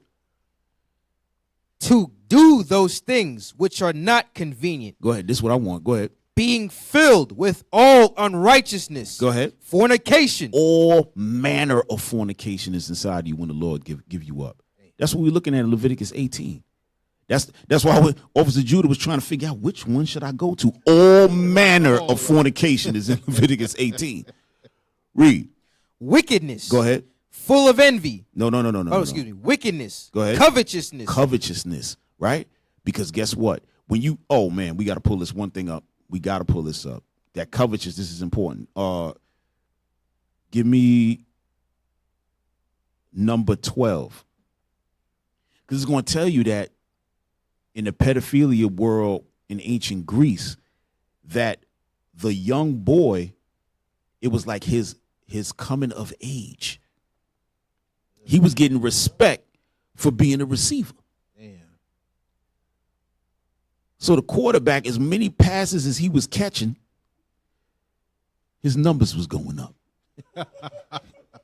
He got a bigger paycheck. Go ahead, bring that thing up. You can't make it up. Okay, this is the collector. Yeah. Pedophilia in ancient Greece and Rome. While the practice of pedophilia today is morally wrong and an illegal act, some of the ancient Greeks and Romans regarded it as a common practice and sometimes something to be celebrated. It said, and sometimes something to be celebrated. Go ahead. Pedophilia was common in Greek and Roman mythology and daily life. Right. So even in their art, it was common, and in their regular life. Go ahead. Scroll down. Pedophilia is defined as a sexual attraction to children. In modern times, pedophilia is seen as morally abhorrent behavior. Try to jump down because I know our time is bad. No. Stay right there. I just want Matthias to jump there. See where it says, but the ancient Romans? But the ancient Romans and Greeks openly practiced forms of pedophilia, although it was not legally or morally regarded as it is today. Forms of pedophilia were common among nobility and were often seen as rites of passage for the youth involved in them. Right. So and we probably don't have time to go through this whole article, but when you read that article, it tells you that what the boys they were going to start to come up in that society. Yeah. Right? So now the nobles was now just damaging these cats, right? And now they were taking it because what? They were going to be filled with what? They were going to start getting money later on, right? So now you see the covetousness. Even when you look in today's times, a lot of these homosexuals, it's all about the bread. It's all about that bread. Hey, Cap, in the Catholic Church, they have this thing called catamites, where the priest he'll deal with the little boys like the altar boys, and it'll be covert for years and years and years. But they have a practice that goes back to that article. Of course, it's the Roman Church. It's filth, right? But that covetousness, right? Go ahead, pick up in verse 29. Verse 29, being filled with all unrighteousness, fornication, wickedness, covetousness, maliciousness. Go ahead. Full of envy, murder, debate. Whoa. Let's get to that murder because this is pure hatred right now. This is rape. Rape is murder. Right? Why would they throw that in there? Because you got a murderous spirit when you want to destroy some children like this. Right. You understand? Go ahead. Debate, deceit, malignity, whisperers, backbiters, haters of God, despiteful, proud, boasters, inventors of evil things. Inventors of evil things, right? Because they taking these little boys, little girls, destroying them, having all type of evil acts, playing like she said, they would bring them into bed and have them as the sex toy. Where does this come from? Right. Evil, the inventors of evil things. Come on. Inventors of evil things, disobedient to parents. Come on. Without understanding, covenant breakers, without natural affection. Without natural affection. How do you look at a baby and want to do something like that? Right. You have to be a demon. Read on. Implacable, unmerciful, who knowing the judgment of God, that they which commit such things are worthy of death. That's why I kept asking, where is this guy? Because somebody should have been knocked him off. Right, the avenger of blood should have been, some family member or some relative or something should have, at some point stepped up and stepped in. This guy been gone for.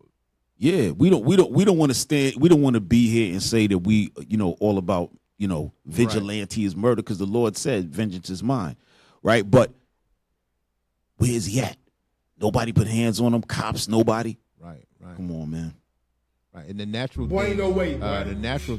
we like you say, rape is murder. Right. So even when you read in Numbers, even if you kill somebody on accident, they say the axe handle slip off and it hits. That's right. You know what I'm saying? The avenger of blood still wanted to kill that person. That's just natural. Right. You know what I'm saying? So some kind of natural vengeance in your mind, and you bring that up today. Even the worst criminals on the planet, embezzlers, bank robbers, actual murderers, right? They hate pedophiles. Right. That's like the worst thing you could do. Right now, nobody want to go into prison with a pedophile jacket. No way. No. Yeah. You that's the last thing. Man. You want to be everything but that. Right. You get hit by a smooth criminal. Yeah. Yo, you be taking all type of raps that you ain't never do before. Man, that's crazy. They be like, I heard you robbed 35 banks. You be like, I ain't robbed no banks, man. I just stole something out the store. Are you a pedophile? I robbed 35 banks. You gonna take whatever you got. You don't want that jacket. Right, for sure. You ain't getting up out of there. But I know y'all noticed though how he got out at the first time. His father was a fake Jew. Right. Yes. The synagogue of Satan himself. Give me that, man. Revelation 2. Hold on. Finish the verse and then get it. Oh, yeah. My bad. Verse 32. Who knowing the judgment of God, that they which commit such things are worthy of death, not only do the same, but have pleasure in them that do them. Right. That's why they always got a bunch of guys doing that together. They watch Yep. them. Oh yeah, we doing this because they want that evil to be. Yo, it's disgusting, bro. But go ahead. Yeah. Give me that in Revelation 2. Revelation chapter 2 and verse 9. Come on. This is why the Lord called these people the synagogue of Satan. They get their own off knowing that he doing wrong. Knowing that he doing wrong. You tried to make it seem like you did it because you couldn't bear the embarrassment, but you did it because you the damn devil. Give me that. Right. Crazy. Revelation chapter 2 verse 9. I know thy works and tribulation and poverty, but thou art rich. And I know the blasphemy of them which say they are Jews and are not, Come on. but are the synagogue of Satan. The synagogue of Satan. Yep. Evil people, man. Yeah, madness. You know what That's I'm saying? mad, bro. And I understand. She was saying that the father, he just didn't want that coming back to him, right? Because it's making him look crazy. But at the end of the day, you want your son out doing that to your grand. Yeah, You should have want to put that to death. Yeah, that's Right. because his dad probably practiced. He probably learned it from his dad. Exactly. Yeah, he's Exactly. probably mad he got caught. Exactly. You know what I'm saying? He like, learned it man, from his daddy. you can't let them find out our secrets. You get Right. to peeling back all of that stuff. You be like, oh damn, Yeah. he got it from this man. And you think about how the scripture tell you, say, train up a child in the way he should go. Yeah, Right. You trained them up all right. Yeah, if you do that to a child, you know what I'm saying? He's not going to depart if you teach him right. If you doing something wicked to him, guess which way he going to continue to go? His life going to be towed up. He going to continue to do wicked things. And that's Yep. where this, like people that say they born homosexual, deep down inside, they know something happened. Right. You know what I'm saying? The promiscuous women, they know something happened. They start Right. having sex too early. Maybe a relative touched them, and now they insensitive to it. Right. You know what I'm saying? They don't have those natural blocks that a child should have. That's why it's bad to have sex too early. Yeah. You see that? Exactly. You look at a person, right? You might have a beautiful sister, right? A beautiful sister. You look at your sister, nothing in your body. It's like a block there. You know what I'm saying? No matter how attractive your sister is, you should not have your chemistry activated when you see her. Yeah, you know what I'm come on. saying? You look at a child, your chemistry should not come on. No. You know what I'm saying? But something in that history that destroys that insensitive, it make you insensitive to it, and then when you grow up, you become the monster that you Right. was attacked by. Right. You know? Damn. And that's what happened. Sick, bro. I'm telling Sick. you, he learned that behavior from his daddy, For Yeah. sure. his uncles. Yep. For sure. They Yeah, was he ain't all want- in. right. She said she said that they was from New York. Uh-oh. Yeah. Come on, man. I almost had to stop her. I was about to say, I don't really think he was from New York. You know what I mean? that man. Come on. Upstate New York. Yeah, he from. Oh, you know what? Matter of fact, she did say he was from Said upstate. Albany. She said Albany. I'm glad you caught that. That all praises. She All did say praises. Albany. She said the capital. Yeah, Albany. she said the capital of New York, Albany. But all praise to the Lord, man. So yeah, bro, we gonna have to end it there. I know we running a little bit late. Hey, listen, anybody donate to the Booster Club. That's all right. Yeah, it's right there. Yeah. Point Do to the it. thing. We, You gotta do the thing, bro. Yo, the wrong There hit. you go, right there. Yo, hold on. Here you go. Right there. There you Stop. go. Right there. Right Oh, there. yo, hey, get y'all cameras out. Get them phones out, man. Send a couple dollars to the Booster Club, and y'all know the Booster Club is to send the profits all over the world. That's right. You know what I mean? And bring this truth to our people all over the world. And y'all see it happening. You know what I'm saying? We putting that up on the Sabbath classes. Y'all see what it is. The Isaiah 11:11, all that. It's a beautiful thing. Your money is going to the right places, man. Nobody's pushing a Bentley that they didn't buy themselves. You know what I'm saying? I'm just saying that because maybe somebody in the congregation do got a Bentley. They're going to be like, I know a nigga got a Bentley. Or Ben. He go to IUIC somewhere. We'd be like, oh, damn. You know what I'm saying? I ain't know that. So if any brothers got Bentleys in the congregation, they bought it with their own money. They didn't use your Booster Club money. We got jobs over here. Right. You know what I'm saying? We got to go to work in the morning. Right. Yeah. Right. Yeah. You know what I'm saying? That's why we got to shut it down. Get the whip cracked on us in the morning, man. All right. So all praises to the Lord. You know what I'm saying? We just thank the sister again for coming on. Right. And you know what I'm saying? We got any other social media. Listen, Follow us on Facebook. Follow us on Twitter. Yeah, there you go. Finally, put something up to help me because I don't know what the hell I'm talking about. Right? Facebook, Instagram, YouTube, Twitter. What I'm missing? TikTok. And TikTok, yes. All right, follow us on there. All right, we throwing up stuff every week. All right, all praises to the Lord. Let's build this channel, build our following. You know what I'm saying? You got anything else? Y'all ain't got nothing? Man, just like, subscribe. Yeah, there you share, go. Man. That's what I'm saying, man. Get the Like, verbiage. I don't know what the hell to say. And share, man. We gotta make this thing blow up. Yeah, y'all. like, So, subscribe, and share. Y'all gotta put that on the screen. I need a teleprompter like Biden. I don't know what the hell going on, bro. I'm crazy. Come on, y'all. Help yeah, me. man. Yeah, y'all. man. So that's it. So yeah, take us out, bro. Well, y'all know what time it is, man. Y'all just tuned into the Nehemiah Squad, and I gotta get us to the fake Jews that be touching on kids, man. Read that, bro. Nehemiah chapter 13, verse 21. Then I testified against them and said unto tonight them, we testifying against all you pedophiles. Right. Go ahead. why lodge ye about the wall? Why you waiting for these kids? If ye do so again, I will lay hands on you. And if you do that thing again, you got I lay hands on you. will lay hands on you. Yeah, Hey. man. You tuned into the Nehemiah Squad. Go All ahead. praise. Captain. You know what? In real talk, you know what I'm saying? And we always bring this out during the Sabbath classes and all of that. When it come time for you brothers who, I don't even want to say brothers, you men or women who dealing with pedophilia and all that, and you feel like you want to come into school, we telling you right now that if that spirit is still on you, all right, and you come up in here and we catch wind, all right, only because I seen Deacon do this the other day. I ain't gonna say what I want to say, but we gonna leave it right there. Yeah. You know what I'm saying? But y'all don't want to find out our policy firsthand. That's all I'm telling you right now. Y'all don't want that policy. It's written with a pen of iron. Yeah, it's a pen of iron, and it's ready. The pen of a ready writer. Right. All right, and that ain't no joke. But all praises to the Lord. You have now been watching Tuned in to the Nehemiah the Nehemiah Squad. All praise to See the y'all Lord. next week, man. All praise. Hey, next week we're gonna be talking about the music business. All right, we having a famous guest on next week. A famous musical performer is gonna be here next week. All right, and y'all gonna love it. We're gonna be talking about the whole music business, his platinum records, his gold records. All right, I'm not gonna say his name. Y'all gonna be surprised. Man. All right, and he's gonna be talking about the ups and the evils of the business. All right, so all praise to the Lord. Y'all It's can gonna make be it next week. pedophilia part 2. Hey, I'm gonna leave it there. All right, I'm Christ bless y'all. Shalom. I need a break. I don't need a reason. I need a script. I don't need your grievance. Keep it to yourself. It's better for my health. Leave it on the shelf.